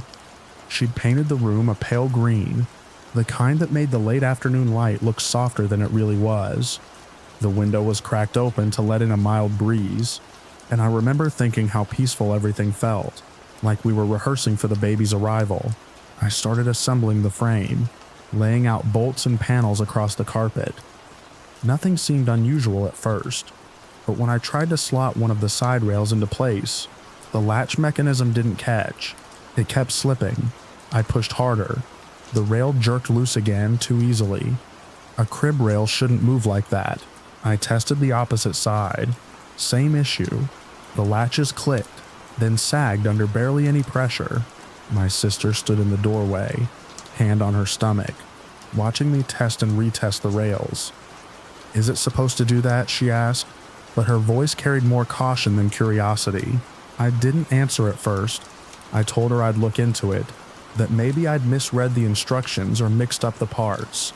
I blamed myself before I blamed the crib. That night, I sat at my kitchen table with a mug of cooling tea, and the model number pulled up on my phone. A search brought up the manual. Another search brought up a forum discussion. A third search brought up something else. an alert from a consumer safety site, a recall, not a small one, not a cosmetic defect, a recall issued because the drop side rails had caused entrapments and collapses, serious injuries, worse, several cases where infants had suffocated when the rails failed. My stomach tightened so sharply I had to set the phone down. I'd brought that thing into my sister's house. I'd put it in the room where her baby would sleep. I stared at the listing photos again, and that's when another detail clicked into place. The way Tyler had kept the pieces already boxed. The way he'd rushed the sale. The way he'd avoided small talk entirely. Something in the memory twisted, suddenly sharper. I messaged him immediately, asking if he knew the crib had been recalled. The message delivered, then sat there unanswered.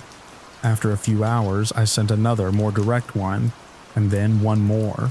The next morning, the chat thread showed only user unavailable. He had blocked me. I didn't try to hide the truth from my sister. We sat together in the nursery, both of us staring at the half-assembled crib like it was something alive, and waiting. The room no longer felt peaceful. It felt like a trap we'd narrowly avoided without realizing it.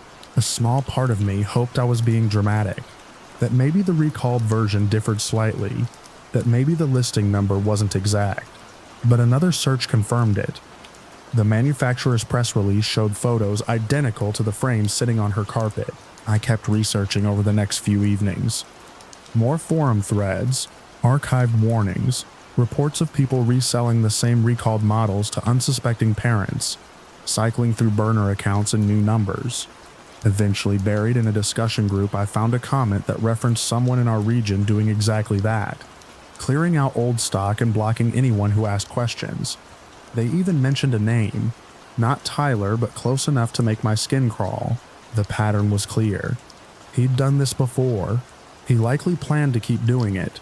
I couldn't prove it, not in any official way, but I knew what I had to do about the crib itself.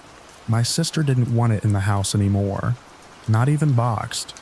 I didn't either, so I took it to my backyard one evening, just after the sun went down, the air still warm enough to hold the smell of cut grass and soil. I separated the pieces and laid them out on a patch of dirt. The metal rails looked almost harmless in the fading light, but I kept remembering the way they sagged when I barely touched them. That tiny give, that quiet casual danger. I used a handsaw and a mallet, working until each rail bent or split. The plastic bracket snapped with dull cracks. The wooden frame splintered under weight. It wasn't elegant and it wasn't quick, but I made sure no one would ever use it again. By the time I dumped the remains into heavy contractor bags, the porch lights around the neighborhood had flicked on one by one. It felt almost ceremonial.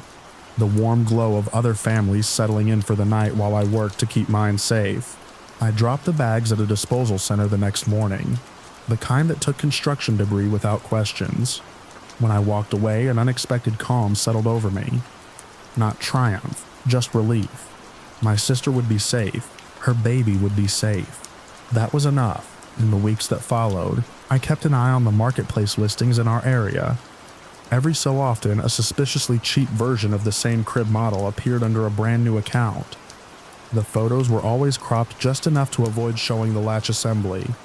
The descriptions were always vague. I reported each listing anyway. I never heard what became of them. What stuck with me, though, was how ordinary the whole thing had felt at first. The easy pickup, the friendly neighborhood street, the simple hope of helping someone you love. I'd always believed danger announced itself with drama or threat, but this danger had arrived quietly, disguised as a bargain, and if I hadn't tugged that rail just a little harder, if I'd brushed off the warning signs, if I hadn't stayed up late scrolling through recall pages, I don't let myself finish that thought anymore. The important part is that the crib is gone. My sister sleeps easier, and I check every product, every listing, every seller twice, sometimes 3 times. I trust my own caution now more than anyone's reassurance, because I've learned how easily something meant to protect a child can turn into the opposite when placed in the wrong hands.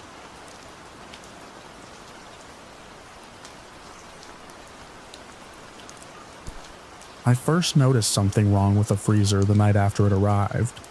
I'd hauled the thing down into the duplex basement myself, dragging its metal bulk across the concrete until my arms shook. It was supposed to be an incredible deal, lightly used, the seller had claimed, moving out of state on short notice. I believed her. I always believed people at face value back then. The listing vanished a few hours after I paid, but I told myself that was normal. People delete posts all the time. I tried not to think about how fast she disappeared, or how her last message felt oddly rehearsed, like she'd pasted the excuse before I even asked for it. I tried not to think about any of that as I plugged the freezer in and heard its compressor kick to life below me, like a slow mechanical heartbeat. The next morning, the air in the basement had changed. There was a faint, damp heaviness to it that hadn't been there before. I walked down with a roll of shelf liner under my arm, planning to clean the interior before loading it with groceries. The freezer hummed along, lid shut, nothing outwardly strange. But when I lifted the lid, something shifted inside. Soft weight settling against other soft shapes. Not the sound of a loose bin or a stack of frozen pizzas. Something else. Inside were black contractor bags stacked tightly from corner to corner. For a few seconds I simply stared, waiting for my mind to supply a normal explanation. Maybe packing materials? Maybe she'd used the freezer as temporary storage. None of that made sense. Each bag was knotted shut, damp with condensation and slightly bulged, as if whatever was inside didn't quite fit its shape. A dull organic smell slipped out as the cold air spilled over the sides. Nothing sharp, just a hint of something wrong. I shut the lid, hard. Then I stood there, hand pressed to the metal as if I needed to feel the chill to anchor myself. I told myself I wouldn't jump to conclusions. People store strange things. Hunters, gardeners, taxidermists. I repeated each possibility like a mantra, hoping one would feel solid enough to stand on. None did. I called Matt. I didn't plan to tell him more than the bare minimum, just that I needed an extra set of hands to move something weird out of my basement. He didn't ask questions, which was its own kind of worry. He said he'd swing by after work. While I waited, I went back upstairs and tried to live around the knowledge of what sat beneath my feet. My floors felt thinner than they ever had. Every sound made me think of the freezer, its compressor cycling, the faint shift I thought I heard earlier. I kept checking my phone, hoping the seller would respond to the message I'd sent, asking politely what exactly she'd left inside. Nothing. The little profile picture that had once shown her smiling in some bright sunlit kitchen had been replaced with a gray placeholder silhouette. By late afternoon, a smell was threading up through the stairwell. Not strong, but persistent. The kind of scent that doesn't announce itself so much as linger on the edge of awareness until you can't pretend it isn't there. Matt arrived, took one breath in the basement, and gave me a look that snapped whatever was left of my denial. We opened the freezer together. The cold air rolled out in a thick wave, and with it the unmistakable odor of organic decay. Not overwhelming, just enough to make my throat tighten. The top bag had slumped open slightly along one seam, not torn but stretched, as if internal pressure had pressed the plastic thin. I could see a smear of pale fibrous material inside. Not meat, not any kind of meat I recognized. It looked structured somehow like roots or connective tissue, but not shaped like anything natural. Matt backed up until he hit the wall.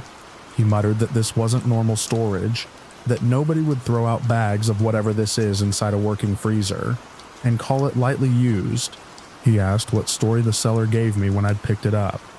I repeated her line about moving suddenly. Hearing it out loud made it sound even more hollow. We agreed quietly and quickly that we weren't opening the bags ourselves. I unplugged the freezer. The silence that followed felt heavier than the hum had. I dialed animal control because I didn't know who else to call for. Unidentified biological matter. The woman on the line paused in a way that told me this was not a phrase she heard often, but she said she'd send someone. They came in unmarked coveralls, 2 of them, moving with a practiced, careful pace.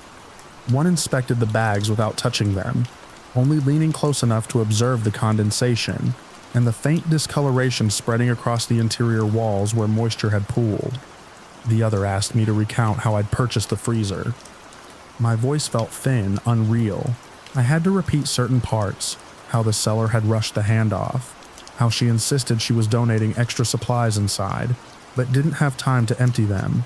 When they lifted one of the bags, it sagged in their gloved grip like a wet cocoon. They exchanged a glance but kept their expression steady. They logged the freezer's serial number, photographed the interior, and sealed the bags into rigid containers they'd brought with them. Through it all, neither of them suggested what the material might be. Every time I tried to ask, one of them redirected, saying they'd need laboratory analysis before making assumptions. That phrase, "before making assumptions," echoed in the basement, long after they left. The official investigation moved quietly. They didn't tape off the house or swarm the neighborhood. They simply took the freezer, asked me to avoid the basement until further notice, and told me someone would follow up. Matt stayed late that night, keeping me company in the living room, as if the basement might start breathing on its own behind the closed door. I barely slept.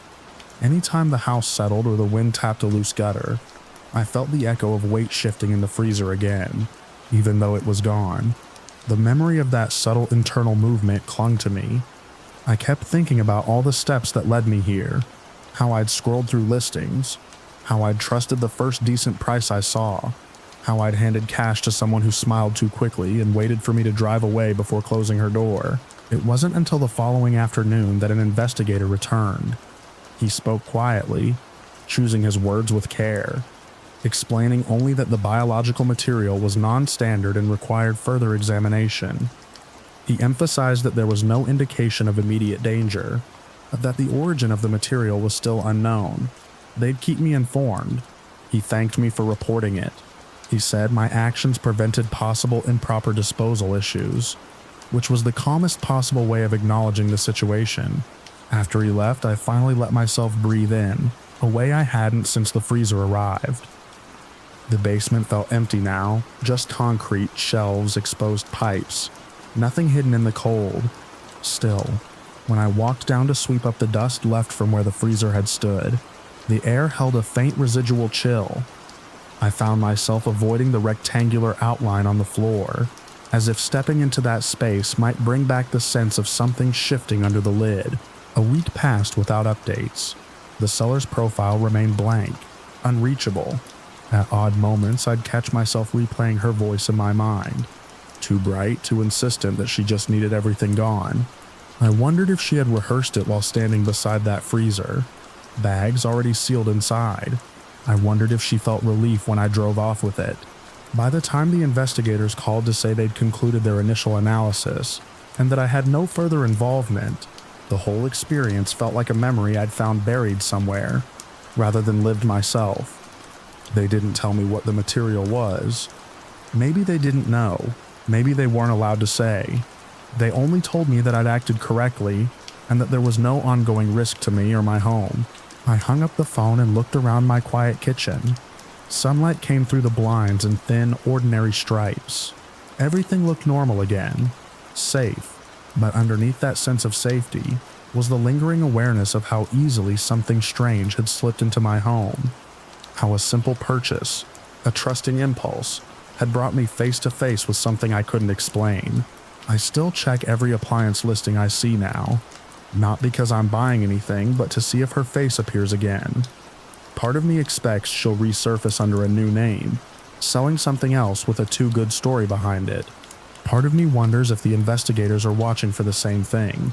Sometimes, late at night, I imagine opening a freezer and hearing that faint internal shift again. The weight settling, the thing inside adjusting itself before going still. I always close the lid in my mind, slowly, carefully, and I walk away without letting myself look back.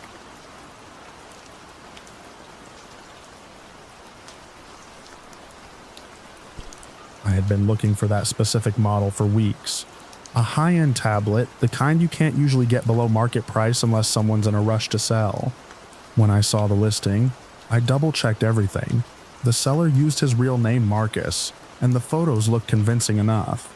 The price was suspiciously low, but not so low that it screamed scam, just enough to pass as someone needing fast cash.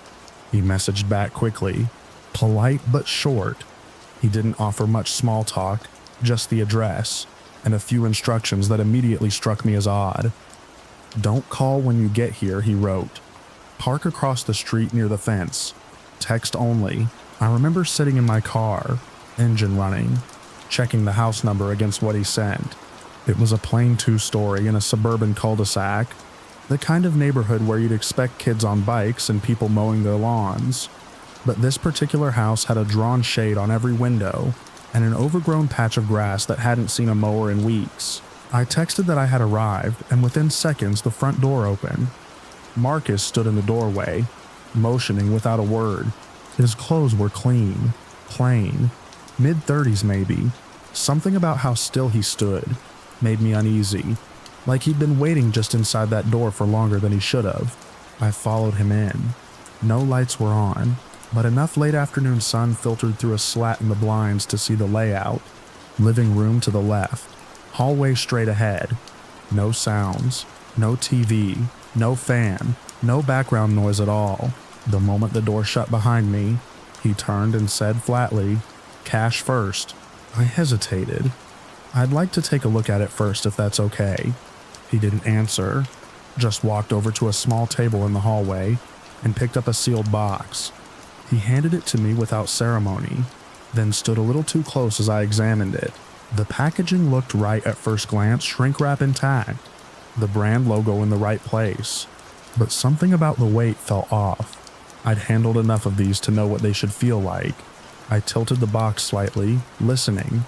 Inside, something shifted. Not in the smooth, dense way electronics usually do, but with a hollow shuffle that raised every red flag I had. I pulled out my phone and brought up a reference photo of the box from the official site. Side by side, it was clear this was a copy. A good one, maybe, but still a fake. The color of the text on the label was too blue, and one of the serial numbers was missing the last digit. I looked up. This isn't the real model. His expression didn't change. It's the same thing. It's not. I held the box back out to him, but he didn't take it. Instead, he stepped forward, just enough to make it feel like he was trying to corner me, between the hallway and the front door. "Cash first," he said again, voice firmer this time. I turned slightly, enough to keep the doorway in my peripheral vision. I'm not buying a counterfeit. Still, he didn't move. His eyes flicked to the door, then back to me. I could feel the air shift. Not cooler, just heavier, like the room itself didn't want to let me out. "I'm going to go," I said. Calm. Flat. For a few seconds, neither of us moved. Then he took a step to the side, as if relenting, but his hand lingered on the hallway wall. I caught a glimpse of something in his other hand, just a flash of metallic reflection before he tucked it out of view. I moved quickly but didn't run. I kept my pace steady, not giving him a reason to escalate. My hand was on the doorknob before I even realized I had crossed the room. Outside, the air felt different, brighter, sharper. I didn't turn around as I walked to my car, just unlocked it, got in and drove 3 streets over before pulling over and calling it in. The listing disappeared within the hour. He never messaged again, never followed up. The house wasn't listed in his name. Maybe it wasn't even his. But I still think about how quickly that moment turned, how fast a transaction can become a trap.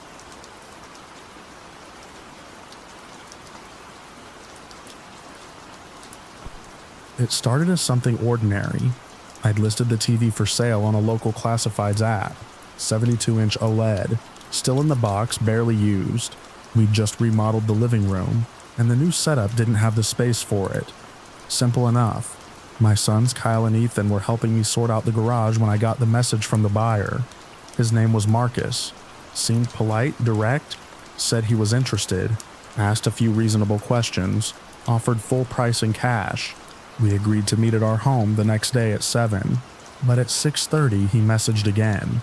Something about his truck breaking down, said he couldn't make it to our house. He asked if we could bring the TV to a location just a few minutes away, an old business park near the edge of town. Safe spot, he called it. Well lit, easy to pull up to. I hesitated. Something about it made me uneasy. But we'd already packed the TV into the back of the truck. and I didn't want to haul it back in just to wait for another buyer. Kyle, always optimistic, shrugged and said it would be quick. Ethan, quieter and more reserved, just nodded. We drove out just before 10. The business park looked abandoned, or close to it. One main strip of buildings, warehouses and offices with metal roll-down doors, graffiti-covered walls and cracked asphalt. There were lights mounted on the sides of some buildings, but most of them were either broken or off. The place felt dead. I parked near the middle of the strip where Marcus had said he'd be. No one in sight. He messaged again. Back behind the third building. Loading dock. More space. I remember sitting there for a few seconds, engine running, my hand resting on the gear shift. I almost said no, almost, but I didn't. I turned down the alley and pulled into the narrow corridor between buildings, following the numbers. We passed the first and second buildings, then stopped behind the third. There were no lights back there, just a wide concrete lot, some pallets stacked near the wall, and a big metal roll-up door. Dead quiet. Even the breeze felt off. I stepped out of the truck with Kyle while Ethan stayed inside. Marcus stepped out from behind the pallets, smiling. Late 20s maybe. Clean hoodie. Jeans, cap pulled low. He gave a little wave and walked toward us like this was just any other sale. Said he wanted to take a closer look before handing over the cash. I nodded, told Kyle to get the straps. Then I heard footsteps. Too many. 3 more men stepped out from behind the building's corner, each holding a gun. They didn't say a word, just lifted the weapons calm as anything. Marcus dropped a smile. His voice was flat, rehearsed. He told us to put our hands where they could see them and not to move. One of them shouted at Ethan to get out of the truck. He did, hands raised, eyes wide. They had us backed up against the wall in seconds. Marcus kept his eyes on me. "No one needs to get hurt," he said. "Just hand it over. Keys, phones, wallets, now." I was already reaching into my pocket. My heart wasn't racing. It was slow, heavy, the kind of fear that doesn't rise but sinks, settling in your stomach like a stone. Kyle handed over his phone and wallet. Ethan was shaking, but he didn't fight it. They moved fast. One man climbed into the truck and pulled the TV box out like he'd done it 100 times. Another rifled through the cab. They took everything, our cash, house keys, even the little GPS I'd clipped to the dash. I heard plastic crack as they smashed our phones on the ground. Then they were gone. 2 cars, one parked in the shadows behind the 4th building, the other pulled in from the far side of the lot. No plates, engines low. They loaded the TV into the back of a black SUV, climbed in and disappeared down the alley before we even thought to move. It was 10 minutes before I let myself breathe. Another 5 before I realized just how cut off we were. No phones, no spare keys, no open buildings, just the sound of the wind and the faint creak of a loose shutter somewhere nearby. I flagged down a passing truck about 20 minutes later, used the driver's phone to call the police. The officers who showed up asked the usual questions. We gave them everything we could: description of the suspects, vehicle make and color, the messages Marcus had sent. But those accounts were gone within the hour. Deleted. No trace. They said it happens more often than you'd think. People lured to a secondary location. Secluded.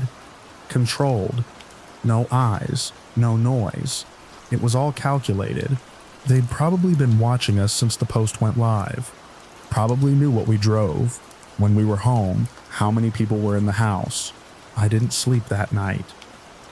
I kept thinking about how easy it was, how fast. From a classified ad to the barrel of a gun in under 24 hours, we weren't careless. We weren't desperate. We were just normal. We were the kind of people who thought it wouldn't happen to us. And that's exactly why it did.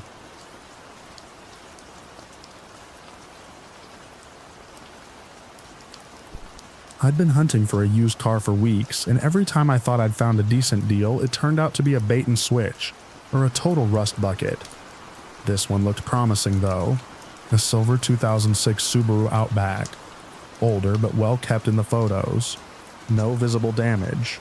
reasonable mileage. The seller, Alex, responded fast and seemed laid back, texting me in full sentences and answering my questions without sounding pushy. The price was just under what I'd budgeted, and he said he was looking to sell quickly before moving out of state. It all seemed reasonable. I didn't want to go alone, so I asked Brad to come with me. He was the kind of guy who kept a flashlight and a pocket knife in his backpack, always down to tag along if something smelled off. I'd known him since freshman year, quiet, sharp-eyed, and good at spotting bullshit. We headed out just after noon on a Saturday. Sun still high, the air cold and flat. Alex had texted me an address just before we left, said it was his cousin's place where the car was parked out back. Something about having already moved most of his stuff. The area wasn't familiar, but it was still technically within the suburbs, just not one I'd spent time in. Not walkable. Sparse sidewalks. No kids playing outside. The houses were spaced wider than I was used to. The kind of place that probably used to be nice 20 years ago. Paint peeling. Windows covered in aluminum foil or mismatched curtains. Driveways cluttered with broken bikes and rusting grills. We pulled into the courtyard. He mentioned a gravel loop wedged between 3 long-abandoned-looking houses. There was no car in sight. I double-checked the address and looked at the nearest mailbox. Half-rusted, leaning sideways. Same number. The house directly ahead was 2 stories, but the upper windows were completely dark. The porch sagged on one side, and the front door was cracked open about an inch. I texted Alex again. Here, don't see the car. His reply came fast. Yeah, it's in the back garage. Come inside and go downstairs. I'm in the basement just organizing stuff. Brad looked at the message over my shoulder, then at the house. You sure you want this car that bad? He asked. I shrugged. Maybe it's just weird. Let's see. If it feels wrong, we bounce. We walked up the warped steps to the porch. I knocked once on the doorframe, more out of habit than expectation. No answer. The inside smelled like damp wood and something sharp, like old plastic that had been left out in the sun too long. I pushed the door open farther. It creaked loud enough that we both winced. The hallway stretched ahead, dim despite the daylight behind us. Dust in the air caught the light in little motes. No furniture, just bare walls and a floor that dipped unevenly toward the back of the house. Hello, I called. There was no sound for a moment.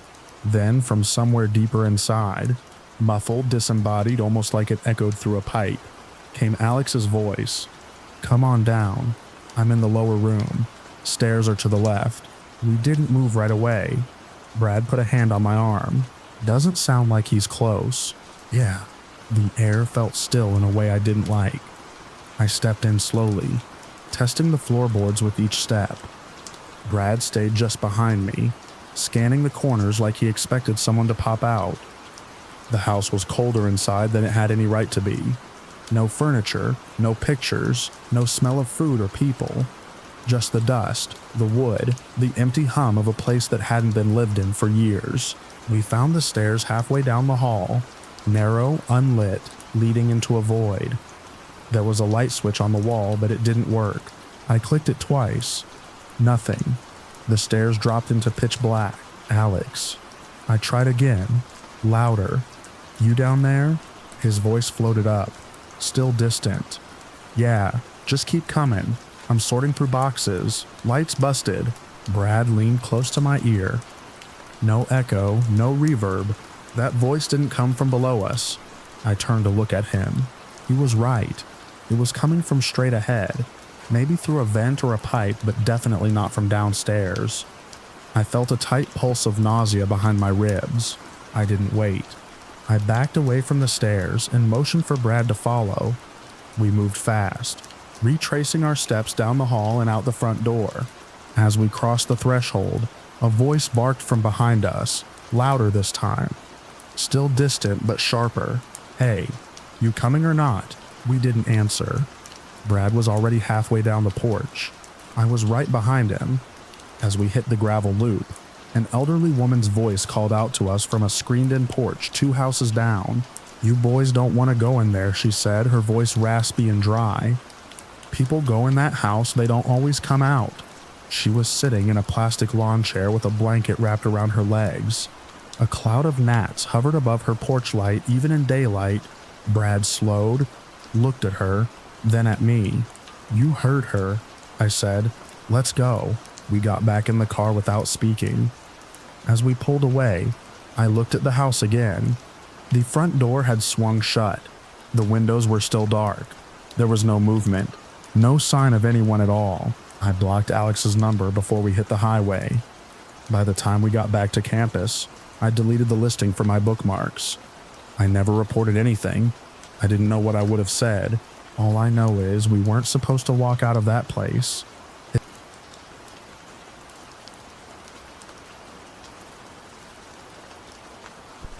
I saw the ad on a Tuesday afternoon, just after my last rehearsal. The headline was crisp, professional. Something like casting assistant needed, entry-level paid. What caught my eye was the affiliation with a known agency I'd heard of before in passing. There was a sleek logo and a brief description outlining administrative support for casting events, script handling, and helping with callbacks. Perfect for a theater student looking to make industry connections. I sent in my resume that evening. Got a reply the next morning from someone named Tom Wilson. He sounded organized, polite, even a little enthusiastic about my background in student theater. We exchanged a few emails, and by that afternoon we'd scheduled an in-person screening meeting at a downtown commercial building.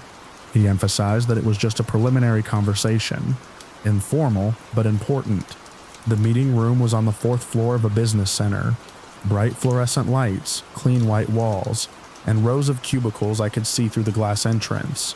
A receptionist pointed me to room 4B. Tom was already inside, standing next to a small table with 2 chairs and a portfolio of printed documents. He greeted me with a firm handshake. He looked older than I expected, mid-40s maybe, with a stiff posture and tailored slacks that didn't match his cheap tie. He had a clipboard and a couple of branded folders. It all felt legitimate. We talked for 15 minutes. He asked about my availability, familiarity with stage work, and whether I was comfortable around cameras in large groups. I told him about my work running cues backstage for the student productions. He nodded along, scribbling notes. Then he leaned back, crossed one leg over the other, and said, "We'll need to complete a formal documentation step. The business center here isn't ideal for handling private files, and I've got access to a hotel suite across the street where we can do this quickly. Much quieter, less risk of interruptions." That was the first moment I felt something off. But he moved fast. He smiled, stood up, and said it was just across the way. 10 minutes tops, he promised. "You'll be out before 3. I followed him, not because I felt confident, but because everything so far had been just clean enough to override my gut. The hotel lobby was polished marble, mid-tier, full of business travelers and airline crew coming and going. The suite was on the 12th floor.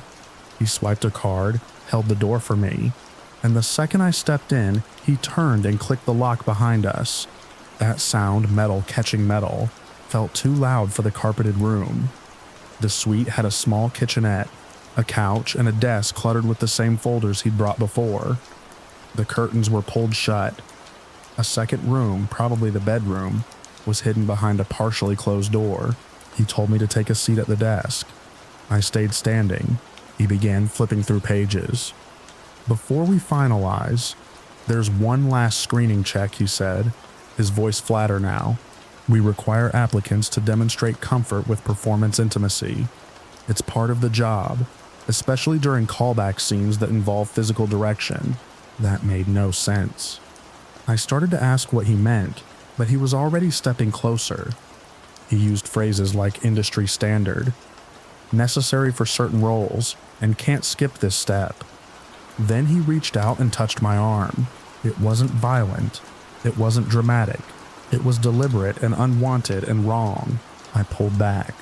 My voice didn't even raise. I just told him no, flatly. I didn't give him room for questions. I walked backward to the door, asked him to unlock it, and when he didn't move, I reached for the handle myself. He let me go. Maybe because he sensed I wouldn't hesitate to yell. Maybe because he didn't expect resistance. Maybe because he'd done this before and knew when it wouldn't work. I took the elevator down, holding my breath the entire ride. Back on the street, the city looked exactly the same. Sunlight bouncing off glass buildings, people rushing by, indifferent. I didn't look back until I was 2 blocks away. When I got home, I checked my inbox. The emails were gone. The listing on the casting board had vanished. The profile he used was deactivated, like he'd never existed at all. I never told my professor. I didn't go to the police. I sat on my bed, laptop still open, and stared at the blank screen where his message had been. I kept thinking about the moment the door locked behind me. That click, and the silence that followed it.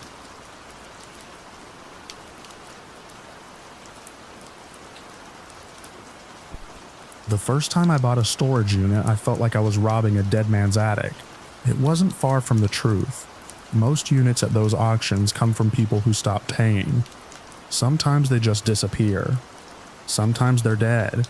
I told myself it didn't matter. I paid my bid, I got my haul. Everything inside was just merchandise. Inventory. That first unit was mostly junk. Faded Christmas decorations. Torn luggage. Cracked electronics. I flipped what I could. Tossed what I couldn't. It was dirty work, but clean money. Over time, I got good at it. I learned to spot which lots had value just by the way the boxes were stacked, or whether the lock was cut recently. It wasn't glamorous, but the margins were decent. Better than eBay flipping or garage sale hustling, and no one else had their hands on the stuff yet. Then I got the Wilmot unit. I remember it was raining that day, the kind of slow, soaking rain that seeps into your bones. I almost didn't go, but something about the unit caught my eye. Just the way it was tucked into the far corner, like it didn't want to be seen. I won it cheap. Nobody bid against me. I broke the lock with a bolt cutter and pulled the door up, expecting the usual chaos, but everything was neat. Rows of identical plastic tubs, each labeled in the same tidy handwriting: kitchen, books, winter clothes. I should have been thrilled. It meant a quick sort and an easy flip. But the air inside felt heavy, still, like the whole unit was holding its breath. I started going through the bins in my garage that night. Most of it was normal. Dishes, scarves, paperback novels. Then I opened the one labeled photos. At first, it looked typical family snapshots, vacation albums, kids in Halloween costumes. But then I found a small envelope, yellowed at the edges, sealed with a rusty paperclip. Inside were black and white portraits, real photographs, not the kind you get at Walmart. Studio shots, intimate. One woman, mostly, posed, but not in any commercial way. Close up, vulnerable. And then the last photo, it was the same woman, a little older, seated on a couch with a young girl, maybe 8 or 9. They weren't smiling, they weren't posing. It looked like someone had taken the picture from the hallway without them noticing. I stared at it for a long time. Something shifted in me. I'd seen a lot of weird things in storage units. Urns, baby teeth, once even a wedding dress stained with what looked like blood. But this felt invasive, like I wasn't supposed to be looking at this. Like the air had changed, and I didn't notice until it was already in my lungs. That night, I set the envelope aside. I couldn't put it back in the bin, but I didn't want it near my bed either. I left it on the kitchen counter, turned face down. 2 days later, I was still thinking about it. I tried to list the rest of the unit's contents online, but every time I sat at my laptop, I'd glance at that envelope. The photo of the woman and the girl kept rising in my mind. Unbidden, I did something I'd never done before. I checked the labels again, looked for anything with a name. On a faded utility bill crammed into the bottom of a misc bin, I found it. Caroline D. Henders. The address was local. It felt strange, calling a stranger about something like that. I wasn't even sure the number still worked, but I dialed it. She answered. Her voice was soft but guarded.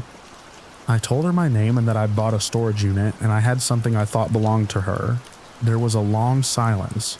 Then she asked, "Is there a photo of a girl in a striped dress?" I said yes.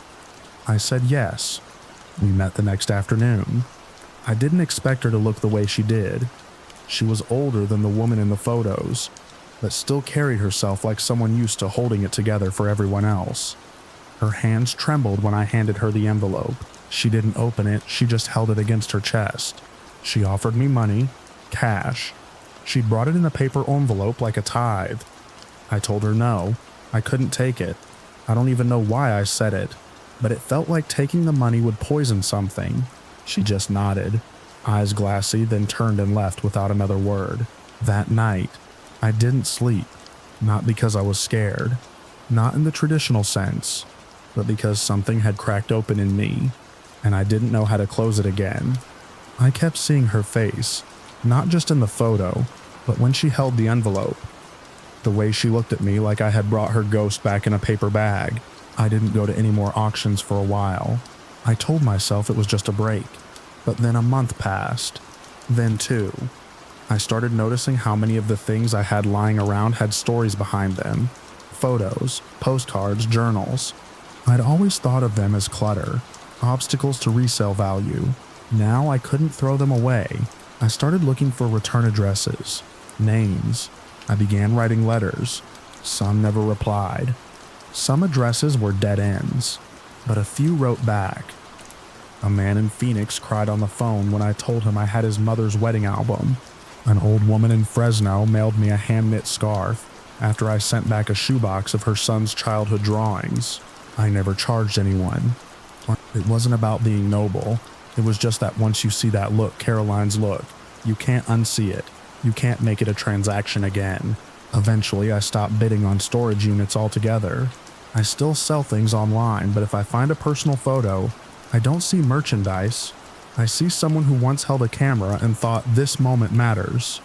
And sometimes, when I close my eyes at night, I see that last photo, the woman and the girl on the couch, caught in a quiet moment, never meant for a stranger's eyes.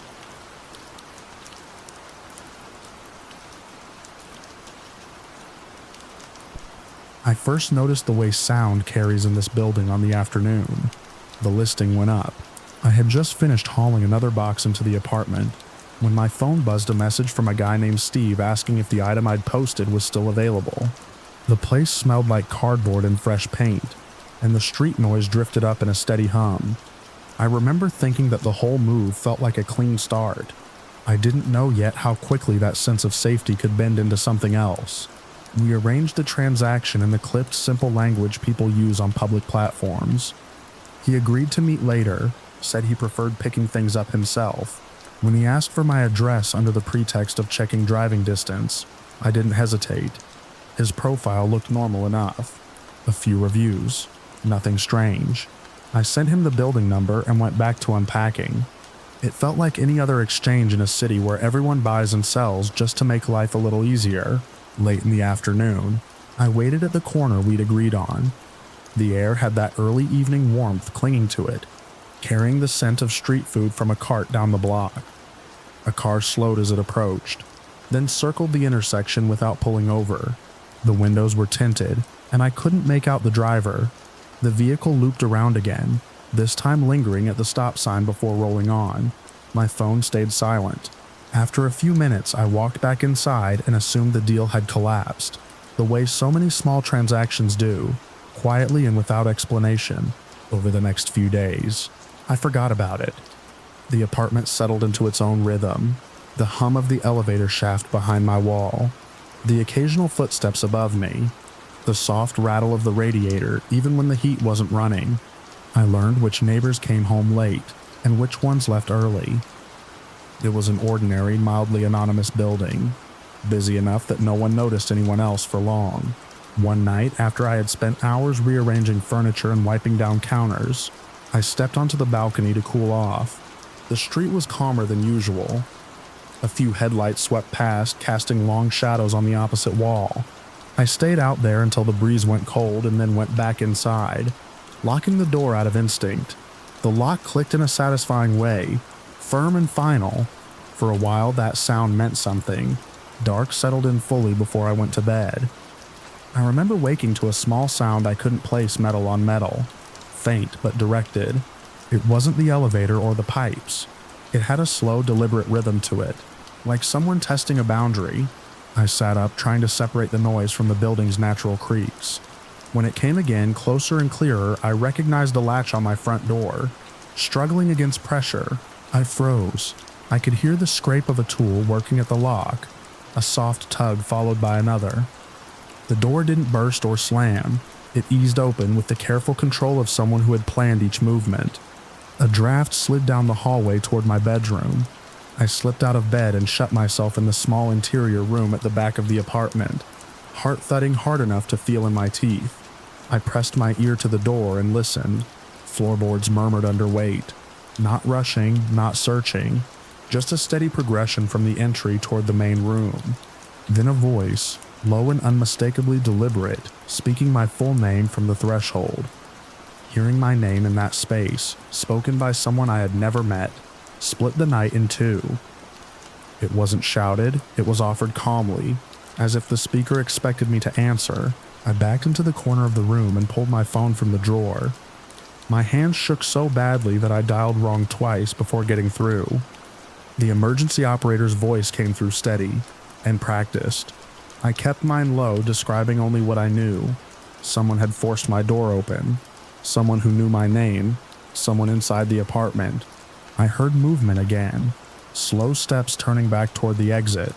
Then the soft thud of the door closing. The operator told me to stay where I was until officers arrived. Minutes passed in a thick, disjointed way. The building felt too quiet. Every sound from the street below stretched thin through the walls, and I couldn't tell whether the intruder remained nearby or had vanished into the night. When the police finally knocked, they cleared the apartment first, room by room. Nothing was taken. No drawers pulled out, no cabinets disturbed. The lock had been breached with something slim enough to avoid leaving real marks. One of the officers asked about recent interactions, deliveries, maintenance visits, anything involving my address. I told him about the failed transaction and the car that had circled the block. Even saying it aloud made the earlier details settle into place with a weight I didn't want to acknowledge. The officers told me the intruder was gone. They couldn't say how far or how recently. They advised additional locks, security cameras, better lighting, practical steps, easy to list. After they left, I stood in the main room, staring at the door that had been opened without my consent. The air felt disturbed somehow, as if something had shifted and not quite returned to where it belonged. For the rest of the night, I stayed awake. The city kept doing what it always does. Traffic surging, voices rising and fading, the elevator humming its tired ascent. But none of it sounded familiar anymore. Every ordinary noise carried a different question. I kept replaying the moment he spoke my name, the quiet certainty in it, the way it seemed chosen for that exact spot of the threshold. Morning light softened the room, but it didn't change the feeling. I replaced the lock before noon and added another for good measure. I tried to restore the sense of boundaries I'd had when I first moved in, but the apartment felt altered from the inside out. A space can be entered without being touched. A life can be shifted without anything being taken. I kept thinking about how little information I had given. Just an address exchanged for convenience. A brief conversation with a stranger who chose not to complete a harmless deal. I don't know how long he had planned it, or whether he ever meant to complete the transaction at all. I only know the car circling the block wasn't indecision. It was rehearsal. And the voice calling my name in the dark wasn't confusion.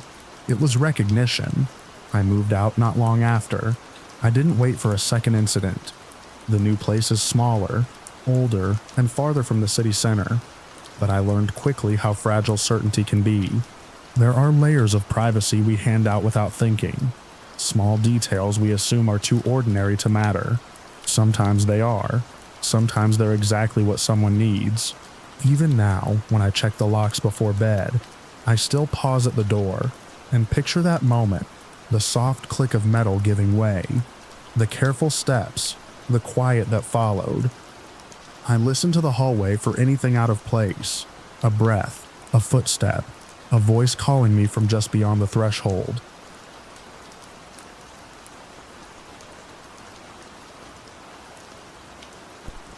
I didn't think anything of the drive out to the detached house on the edge of the subdivision. I'd been browsing secondhand listings for a ceremonial garment. Something vintage, something with character, because even though I wasn't engaged yet, my partner and I were talking about marriage more seriously. It felt harmless to start collecting ideas, maybe even pieces. The listing showed a garment that looked handmade and oddly beautiful. The seller's description was brief but polite, and the price was low enough to feel like a whim rather than a commitment. The daylight was thinning when I reached the house. Quiet street, trimmed hedges, nothing unusual. The seller, a woman around my age, handed over the garment quickly, almost too quickly. She stood half-turned, as if she didn't want to be silhouetted in her own doorway. She mentioned without me prompting that she and her partner had separated a long time ago, and this was just clutter she wanted gone. There was a thin smile, a tired one, and I remember thinking she seemed relieved when I walked back to my car. I didn't take the garment out of its wrapping until I got home. I didn't notice the photographs at first. They slid out when I unfolded the fabric. A soft shuffle on my kitchen table. 5 glossy prints. Intimate, close-frame shots. Hands touching the garment. Faces pressed together. A ring glinting. I froze. They didn't look old at all. The edges were crisp, the colors bright. The ceremony captured in them. Whatever ritual it was looked recent. Weeks, maybe. Not a long time ago. I thought about messaging the seller right then, telling her I'd found something personal, something she clearly hadn't meant to include. Before I could decide, a notification appeared from an unfamiliar number. A man. He said he was the seller's partner. His first message was polite, almost formal, asking if I had purchased a ceremonial garment from his wife. His second came seconds later, less composed. He wanted to buy it back immediately, urgently. He said it belonged to him as well, that it wasn't supposed to be sold. There was a frantic edge to his words. He asked for my address. I didn't give it. I only replied that I still had the garment, but needed to understand what was going on. His response came so fast it overlapped the typing indicator. He said the sale was a mistake, that he'd come anywhere, pay anything. The insistence made my throat tighten. I stopped replying. For a day, nothing happened. Then I noticed my bathroom window open when I knew I'd closed it that morning. A faint draft carried the smell of wet soil into the hallway. I thought maybe I'd simply forgotten, but the latch was turned in a way I never left it. The next night, I found my living room blinds angled differently, leaving a line of sight straight to the table where the photographs still lay. I started checking my locks twice, sometimes 3 times. By the end of the week, I was sleeping with the hallway light on. My partner, unengaged but talking about rings with me lately, was traveling for work and wouldn't be back for days. I remember wishing I hadn't told him to save his battery and call less often. I didn't want to sound paranoid. When the man messaged again, the tone had changed. Shorter sentences, no greetings. He asked if I had looked at them. I didn't respond, but he seemed to assume I had. He said the photographs weren't what they seemed. He said his wife had lied to both of us. He insisted again that he needed the garment back before she did something irreversible. That word kept replaying in my mind. I finally tried contacting the seller. I didn't mention the photos. Just said I wanted to clarify something about the garment. The message showed as delivered, then unread. When I checked the listing again, her profile was gone, deleted completely. That was when the surveillance feeling stopped being a vague discomfort and turned into something sharper. I would come home and feel the air shift behind me as I closed the door, as if something had just moved out of the hallway. A stack of mail I'd left on my counter ended up near the sink. Once I thought I heard a phone vibrate inside the bedroom closet, but when I opened it, the only sound was my own breathing. I tried to convince myself it was stress, just ordinary stress compounded by accident and coincidence, but the photographs kept drawing my eye. In one, the seller's hand rested on her husband's chest, a fresh ring visible, the ceremonial garment draped over both of them. The background was that same detached house, its paint unweathered, its trim recently cleaned. Not years ago, not even months ago. Whatever had happened between them was recent. and the urgency in his messages made a new kind of sense, just not a comforting one. One night, while sorting the photos with a lamp angled low, I noticed a detail I'd missed.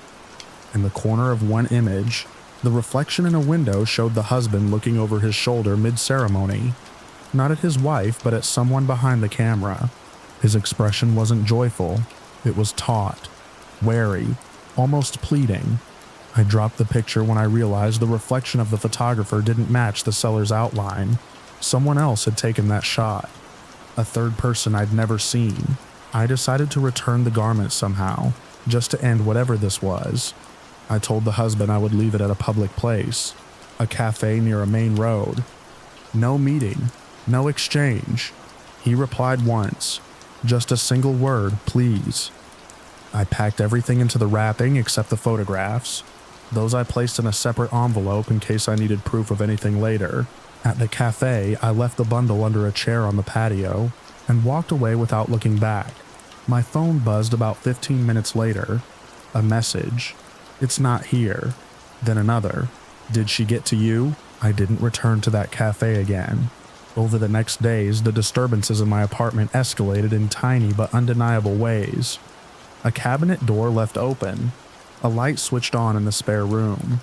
A faint indentation on the edge of my bedspread as if someone had sat there while I was out. I bought new locks, a small camera for the front door, and started glancing at every parked car on my street to see if any appeared twice. One evening, as I was reviewing footage from the camera, I noticed a shadow pause just beyond the frame, the shape of a person standing still for several minutes. They never approached the door, never revealed their face, but the tilt of the head reminded me too much of the seller's posture when she'd handed me the garment. Half turned, reluctant to be fully seen, I shut the laptop and sat there in the quiet, listening to the building's old pipes tick behind the walls. My apartment felt smaller, thinner, as if its boundaries couldn't keep anything out anymore. I kept thinking of the seller deleting her profile, the husband's frantic messages, and the photographs that shouldn't have been new but were. I kept thinking of that reflection, someone behind the camera, someone neither of them mentioned. I still don't know who has been in my apartment. I don't know if it was him, or her, or someone else entirely. I only know the feeling hasn't left. Some nights I wake and swear I hear the faint shuffle of fabric in the hallway, even though the garment is no longer mine. I still keep the photographs hidden in a drawer, pressed flat under a stack of magazines.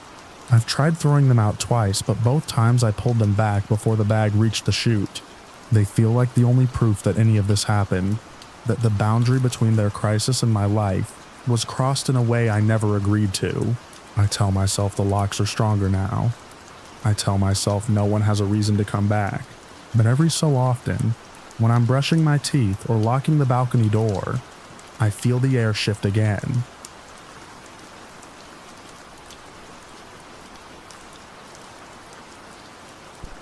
I was already running late when I pulled into the edge of the strip mall parking lot, the heat radiating off the asphalt in a dull shimmer. I remember thinking the air felt thin, like the place itself was holding its breath. I'd posted the listing the night before, just a working tablet I didn't use anymore, and the buyer had messaged within minutes, insisting on meeting as soon as possible.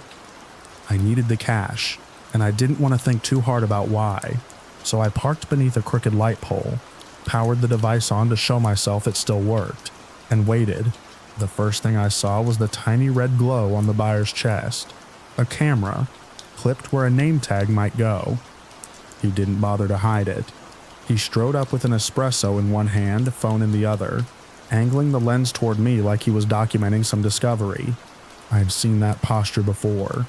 People filming everything, turning even the most ordinary moments into potential content. But I told myself it wasn't my business. All I needed was a clean sale, cash in hand, and a quick drive home. He said he recorded for safety, and I nodded even though I didn't believe him. He swept the camera across the device while I explained how I'd reset it, how the battery still held charge, how I even brought the original charger. He barely listened. He spoke in short, performative bursts, almost like he was narrating to someone who wasn't there. I felt something in my stomach tighten. Still, he transferred the money to my phone. The notification pinged, and he walked off with the tablet tucked under his arm. Clean transaction, I told myself. Simple. Done. 2 hours later, a message arrived saying the tablet was dead on arrival. Another message accused me of being one of those scammers. Then nothing. I tried calling him, but he declined. The next morning, I woke to dozens of missed notifications. Friends, coworker, even my manager asking what was going on. A link sat in the middle of all the messages, and I hesitated before tapping it, knowing in my bones something irreversible waited on the other side. The thumbnail showed the buyer standing in the same parking lot, the tablet held limply in his hand. In the title, my name appeared next to the word scammer. The video opened with him greeting his audience, explaining that he'd been lied to by a shady seller. He held up the tablet and pressed the power button. The screen predictably stayed black, but I recognized the cut in the footage. The fragment where he'd actually tested it in front of me was gone. The entire interaction was rearranged, edited into a tidy narrative where he exposed a fraud. He filmed himself strolling back to his car, pretending he'd only realized the device was broken once he got home. Then came the call-outs, my listing, my username, my first name spoken like a punchline. Commenters swarmed, repeating his words, inventing new ones, reshaping me into something I didn't recognize. I watched the video twice before my hand stopped shaking long enough to breathe. I knew what had happened. The device worked when I sold it, but the edit was so clean, the performance so confident, that doubt seeped into places it didn't belong. I replayed every moment, my voice, my posture, even the angle at which I held the charger, wondering how any of it might look once someone else controlled the frame. My first instinct was to gather proof. I still had the messages, and I had a friend who remembered me testing the tablet that morning. I drafted a long post explaining everything: the working device, the transaction, the fact that the buyer was a content creator who filmed the whole thing.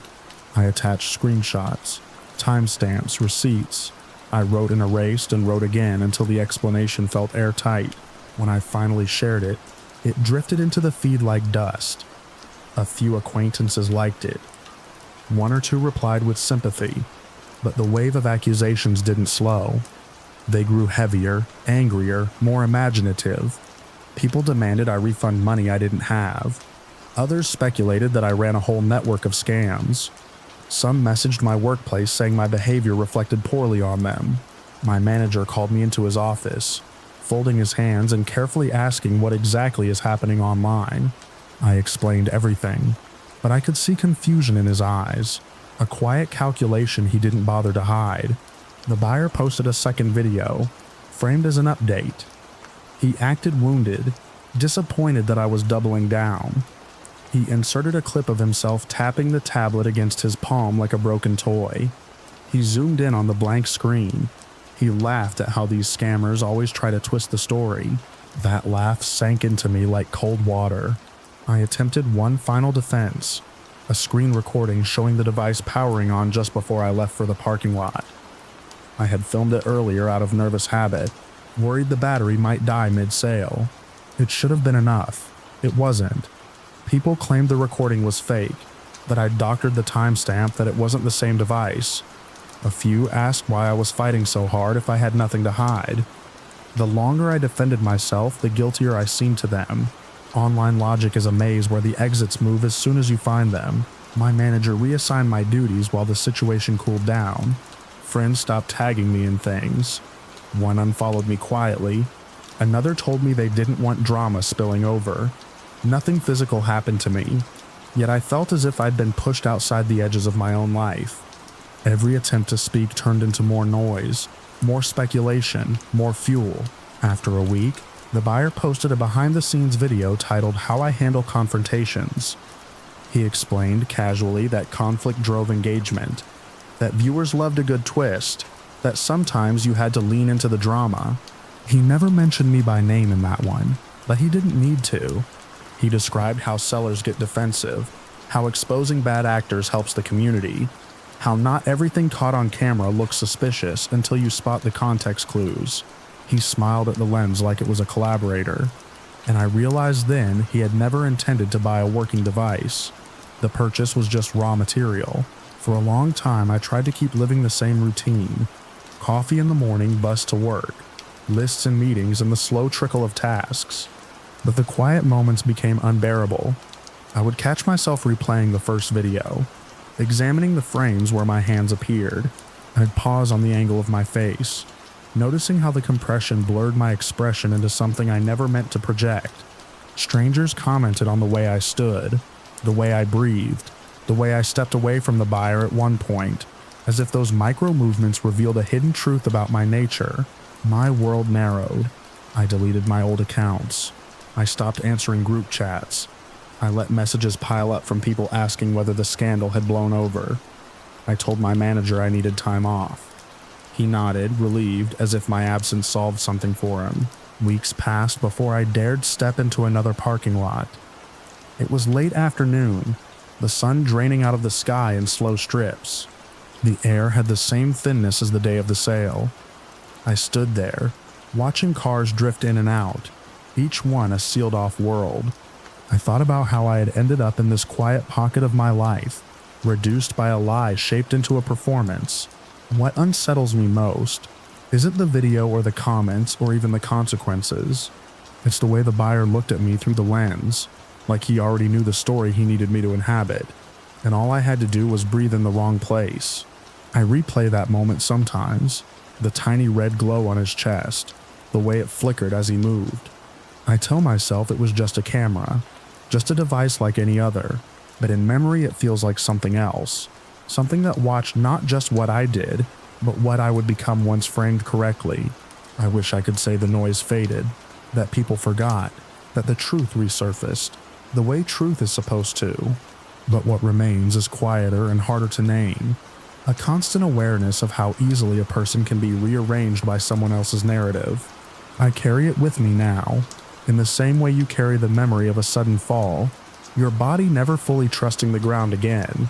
Sometimes when the evening light hits the window at a particular angle, I see my reflection glitch across the glass, half-formed like the compressed version of myself still circulating somewhere out there. I blink and the image settles back into place, but the unease stays. It's part of me now, stitched into the space between what happened and what people think happened, into the silence that follows every notification I no longer open.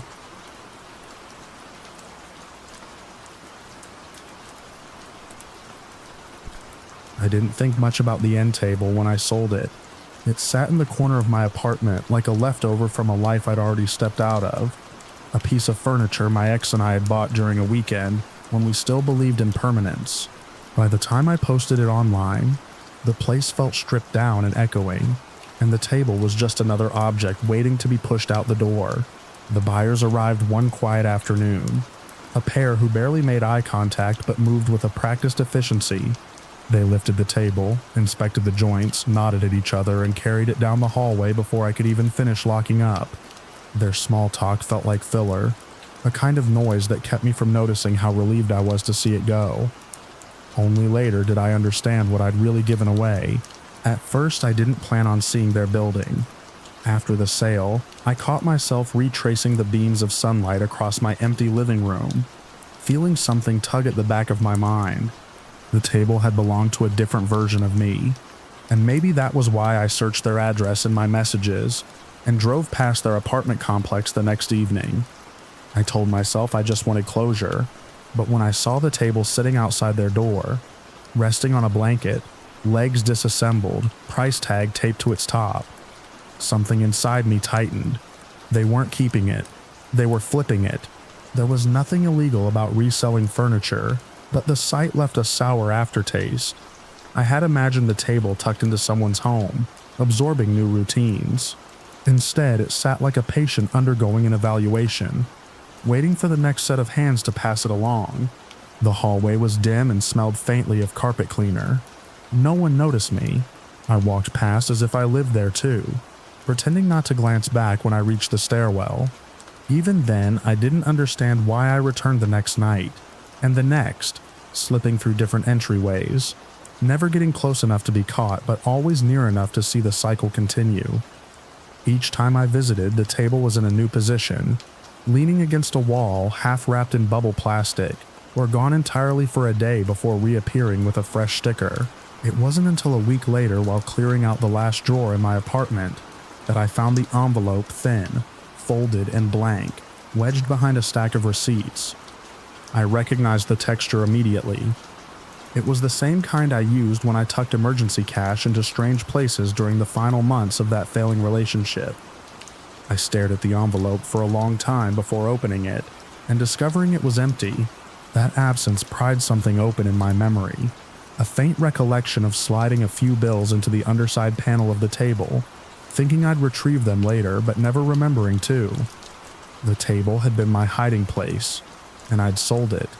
I sat on the floor, holding the limp paper, replaying the buyer's hurried movements, their avoidance of small talk, the way they lifted the table as if assessing its soul. Panic didn't quite fit the feeling that rose through me. It was more like a sinking certainty. I drove to their building before the sun set, parked across the street, and watched the windows until someone walked past with the table balanced on a dolly. They maneuvered it toward a shed near the parking lot, a kind of staging area filled with other pieces awaiting transformation. I stepped out of my car, drawn by a need that felt instinctive. The air smelled of dry leaves and distant rain, clouds shifting across the last of the daylight. When I got close enough to see the table again, my chest tightened. They were sanding it. They worked quietly, brushing dust from the grain as if uncovering something valuable. I hovered at the edge of the lot, out of the glow of the single security lamp, and watched until they lifted the table and carried it into the shed. The door shut with a soft final click, and I retreated into the shadows. I felt foolish for thinking the envelope might still be inside, but I couldn't stop imagining that hidden space under the panel, sealed beneath their tools, waiting for me like a forgotten heartbeat. Over the next few days, I monitored their routine. They sourced furniture from every neighborhood within driving distance, restoring and reselling it with the speed of people who didn't like keeping anything too long. Each time I saw them haul in another piece, I wondered if they even remembered the table, or if it had already passed through their hands and into someone else's living room. I tried to recall the exact amount I'd hidden. Something small, not enough to matter to anyone else, but enough to matter to me. A final scrap of the life I'd been sifting through piece by piece. When I finally reached out to the buyers, my message was simple. I told them I'd accidentally left something inside the table, a small amount of money tucked into a hidden compartment. I asked if they still had it. Hours passed in silence until a short reply arrived. They had already resold the piece. They wished me luck, but said they couldn't help further. I drove to their building anyway. The weather had shifted into early winter, the sky pale and indecisive, snow threatening but never quite arriving. I walked the perimeter of the complex, scanning balconies, porches, and dumpsters. I imagined the table living multiple lives, passed from one stranger to another. I pictured someone discovering the money and pocketing it without a second thought. The idea unsettled me less than I expected. What haunted me more was the thought of no one ever finding it, that it might remain sealed in that narrow space, traveling from house to house, carrying an echo of my past without anyone knowing. Days stretched into weeks, and I kept circling the neighborhood at odd hours, convincing myself I might catch a glimpse of it again. Sometimes I saw the buyers loading new inventory into their truck, their faces composed, their process seamless. They never noticed me. Or maybe they did and didn't care. I felt a strange kinship with them, a shared instinct to keep moving objects and memories around until their original meaning wore off, but I couldn't let go of the table. I imagined running my hand along its surface the way I used to, tracing the faint scratches in the ridge where the panel met the frame. I remembered hiding the money during a night when the apartment had felt too quiet, the future too uncertain. It was a childish impulse to save a piece of myself, in a place no one would think to look. Now that piece was gone. I tried contacting the buyers again, this time by phone. The call rang until a voicemail picked up. I didn't leave a message. Instead, I waited outside their building, watching the lights in the windows shift as people moved behind curtains. When one of the buyers finally appeared, carrying a stack of wooden chairs, I approached and asked if they were sure the table was gone. They nodded without looking up, brushing me off gently but firmly. There was no hostility in their response, only a kind of practiced boundary. I walked away before I could embarrass myself further. Still, my habit didn't break. I kept returning, sometimes parking far enough away that I could barely see the building, other times walking the paths between units as if hoping the table might reappear by sheer persistence. The buyers continued flipping furniture, their cycle uninterrupted. The shed in the lot grew crowded, then empty again, like a lung breathing in and out. My own apartment felt smaller each time I returned, its emptiness no longer comforting but accusatory. Months passed before I admitted that the money was irrelevant. What mattered was the way the loss had attached itself to me, reshaping my days. I began dreaming about the table, dreams where I opened the panel and found not cash but old photographs or a ring I'd never worn, or a key without a lock. In one dream, the compartment was empty but lined with dust in the shape of my hand. I woke from that one with the distinct feeling that the table wasn't done moving.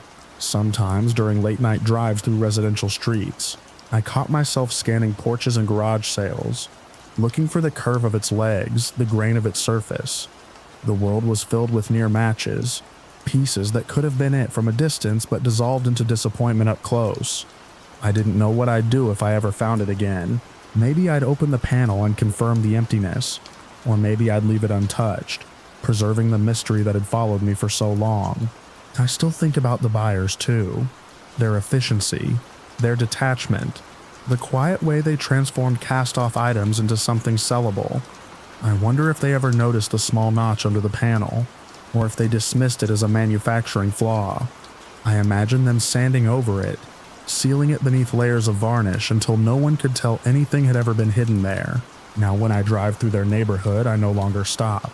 I watch from the main road as the buildings slip past, their windows catching brief flashes of morning or dusk. The table could be anywhere now. Another suburb, another state, another life. The money inside it, if it's still there at all, might sit untouched for years, waiting for hands that will never know its story. But the loss remains with me. Not the bills themselves, but the knowledge that something I meant to retrieve slipped away because I wasn't paying attention, because I was too eager to shed the remnants of a life I wasn't ready to face.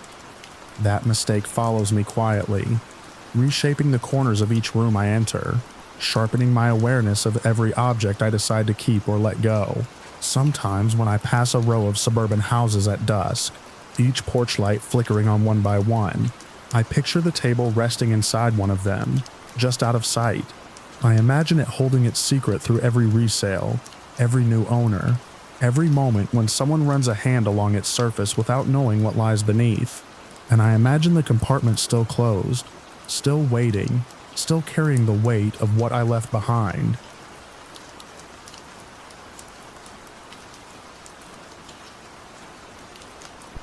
I first noticed the seller's name by accident, months after I brought the device home.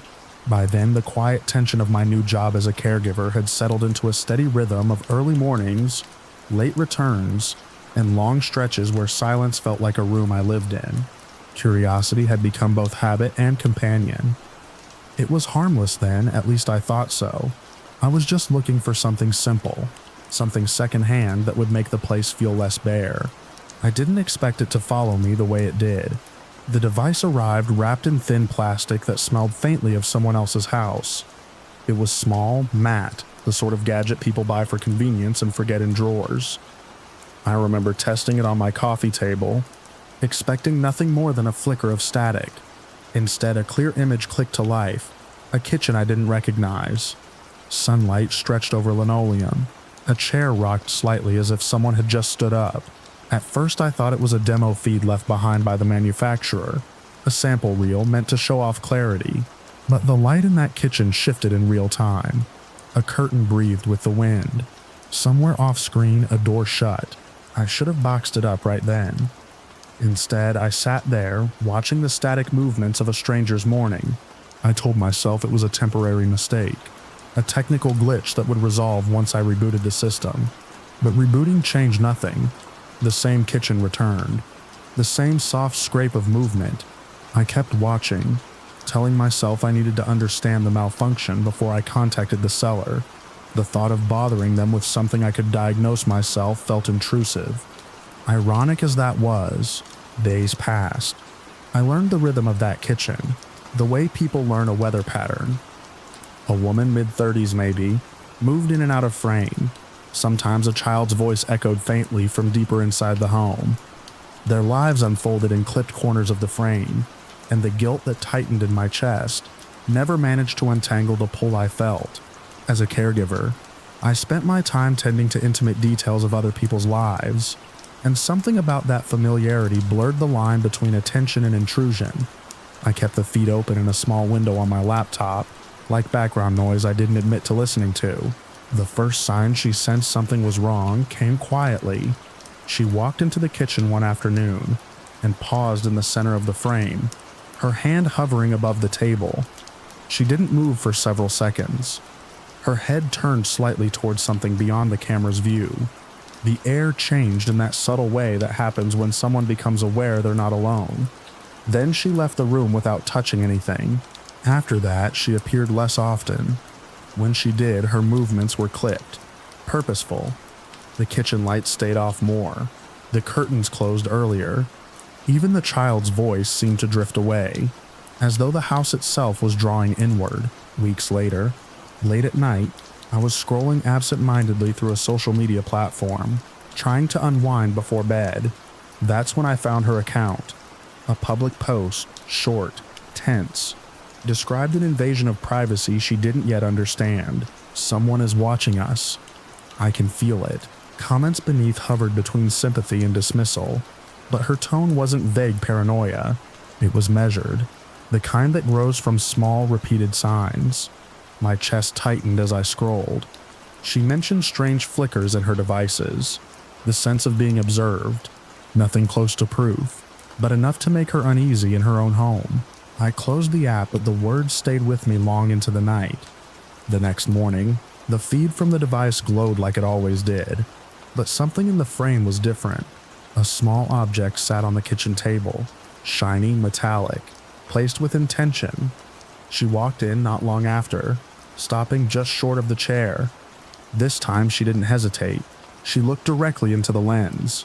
There was no accusation in her stare, no fear, just a quiet understanding, as if she'd recognized not me specifically, but the shape of the surveillance itself.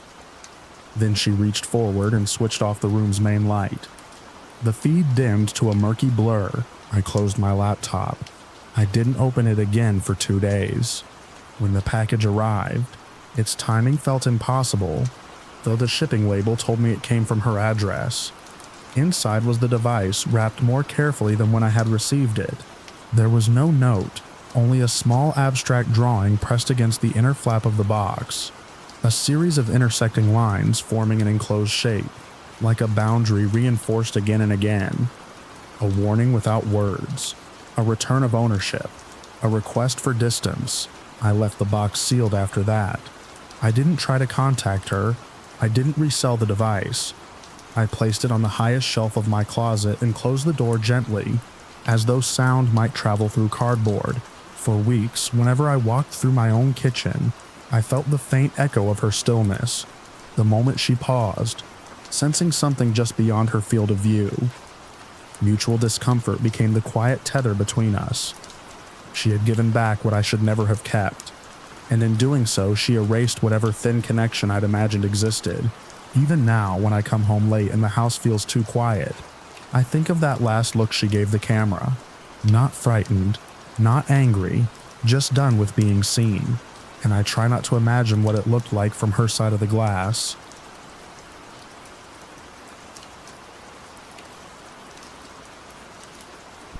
I first noticed the seller's hands before I noticed the kit itself. They trembled as he lifted the plastic tub out of his trunk, the sunlight flattening every scratch and fingerprint on its lid. We stood in the middle of a grocery store parking lot, heat radiating off the pavement, the wind carrying the smell of warm asphalt. It should have been an ordinary daytime meetup for secondhand art gear. I'd done dozens like it, but the way he kept glancing over my shoulder, as if someone was approaching from behind me, made my stomach tighten before the transaction even started. He called himself Danny. He never said his last name. He opened the tub only halfway, as though he was afraid something inside might escape, then pushed it toward me. The equipment looked fine. Charcoal sets, blending tools, a battered but usable easel. I'd been saving money for months, combing through online listings hoping to replace my worn supplies without blowing my budget. This kit was exactly the kind of windfall I usually jumped on. Danny muttered that he needed to get rid of it fast. That was the phrasing, get rid of it, not sell it. I told myself he was just nervous about meeting a stranger, that he was rushing because people often felt awkward lingering in parking lots during a sale. I handed him the cash. He barely counted it before shoving it into his jacket. Then he shut the trunk and walked away so quickly it bordered on a jog. He didn't look back, not even when a gust of wind slammed a shopping cart into a nearby bumper. I carried the tub to my car, trying to shake the unease. People were weird during meetups all the time. It didn't have to mean anything. The lid clicked as I opened it all the way, revealing the contents more clearly. That's when I saw the notebook wedged between a fixative can and a pad of heavy paper. Thin, black, unmarked. It wasn't mentioned in the listing. It wasn't even tucked neatly. It looked shoved, hidden. My first thought was that it was Danny's personal sketchbook, forgotten in the rush. I considered messaging him to return it, assuming he'd care about his own work. At home, in my apartment's small living room, I emptied the tub and took the notebook out last. It was heavier than it looked. The cover had the faint smell of graphite, the kind that lingers on your fingertips after hours of shading. I hesitated before opening it. I told myself I was only checking to see if it contained identifying information, something I could use to get it back to him. The first portrait I saw was of a young woman. Hyper-realistic graphite, clean lines, intense shading that shaped the contours of her cheeks and the shadows beneath her eyes. She looked directly at the viewer, expression neutral but watchful. The style felt almost clinical, as if the artist had been copying her face from memory with obsessive accuracy. I whispered a quiet wow into the stillness of my apartment. Whoever drew these had talent far beyond mine. I turned the page. Another face. A man this time, middle-aged, tired-looking. Then another page. And another. Portrait after portrait. All different people, all drawn with a precision that made their eyes seem wet, alive. There were more than I could count initial glance, rows and rows of strangers captured as if they'd been sitting right in front of the artist. I stopped on a portrait of a teenage girl. Something about her expression tugged at me, a prickling sense of recognition, not from real life, but from somewhere else, somewhere I couldn't immediately place. I pulled out my phone and searched her features. Dark hair, faint scar on her chin, piercing stare, trying random combinations. After a minute, the search results shifted, and her school photo appeared beside the word missing. She had disappeared the previous spring. My breath hitched. I tried the next portrait that had stood out, the middle-aged man. I typed descriptors again, tapping faster, a tremor in my hand now matching the one I'd seen in Danny's. Another missing persons alert appeared, then another, and another. I stopped checking after 5 matches. My scalp tingled as if the temperature in the room had dropped. The notebook wasn't forgotten. It wasn't personal sketches. It was a record. I closed the book gently, as though it were fragile. My first instinct was to call my friend just to hear another human voice, but the weight of what I had found made me worry about dragging anyone else into it. I paced my apartment instead, crossing the same patch of carpet again and again until it flattened under my feet. I didn't want to be the kind of person who ignored something like this. I couldn't. I was a budget artist, yes, but also a responsible adult. Someone who paid taxes on time, who returned lost wallets, who didn't pretend problems vanished if you shut a drawer. So I contacted the police. They asked me to bring the sketchbook to the station. My friend insisted on coming with me when I said what I had discovered. Though I kept the details sparse, compressing my anxiety into a single line. It might be evidence. That was all it took for them to show up at my apartment door within minutes. At the station, the detectives took the notebook carefully, gloved hands turning pages while their faces remained neutral in the way that suggested they had already seen too much in their careers. They asked about the seller. I gave them the name Danny, the parking lot, the time of day, the listing screenshot. I tried to describe his expression, the twitch of his hands, The way he kept glancing at the horizon as if waiting for something to crest it. They wrote notes, nodded, thanked me for bringing it in. Then they released me with a simple directive: don't contact the seller again. Weeks passed, then months. The investigation moved forward behind closed doors, but they never told me more than the standard lines: ongoing case, can't share details, thank you for your cooperation. I returned to my job, my art, my routine, but the image of those portraits hung in the back of my mind like silhouettes behind thin curtains. I kept replaying the moment I opened the notebook, the delicate lift of the first page, unaware that each picture carried someone's absence. News outlets reported on missing persons sometimes, and every time I saw a face, I wondered whether another portrait had been tucked in the sketchbook, drawn by the same steady hand. I didn't speculate about meanings anymore. I let the ambiguity sit where it wanted in my thoughts, shifting shape daily. Maybe Danny had drawn them. Maybe someone else had. Maybe he'd found the notebook in a place he shouldn't have been. The police never clarified, and I stopped expecting them to. Every so often, I'd get a call from the detective assigned to me, asking if I'd remembered anything new. I never had. My memory of Danny remained stubbornly thin, as if he'd been designed to be forgettable, except for the fear vibrating through his hands. All I knew, what I still know, is that those portraits weren't meant to be discovered the way I found them. Someone hid that notebook in the kit. Someone decided that selling the equipment was easier than keeping it. And someone out there might have noticed it was gone. I think about that sometimes when I'm sketching in my living room, the easel from the kit standing in the corner like a silent witness. The detectives said I could keep the rest of the equipment after they processed it.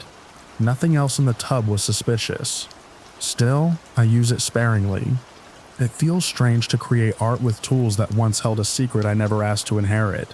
Every now and then, when I'm walking to my car or carrying groceries across a parking lot, I catch myself scanning the edges of the lot the way Danny did, searching for someone who might be watching. Not because I have evidence they are, not because anything has actually happened since, just because some discoveries stay with you long after the official investigation ends, long after the police assure you the situation is contained, long after you place the lid back on an empty tub and tell yourself that life has returned to normal. It has, mostly. But sometimes, when I wake before dawn, I swear I can feel the weight of that notebook in my hands again, heavier than paper should ever feel.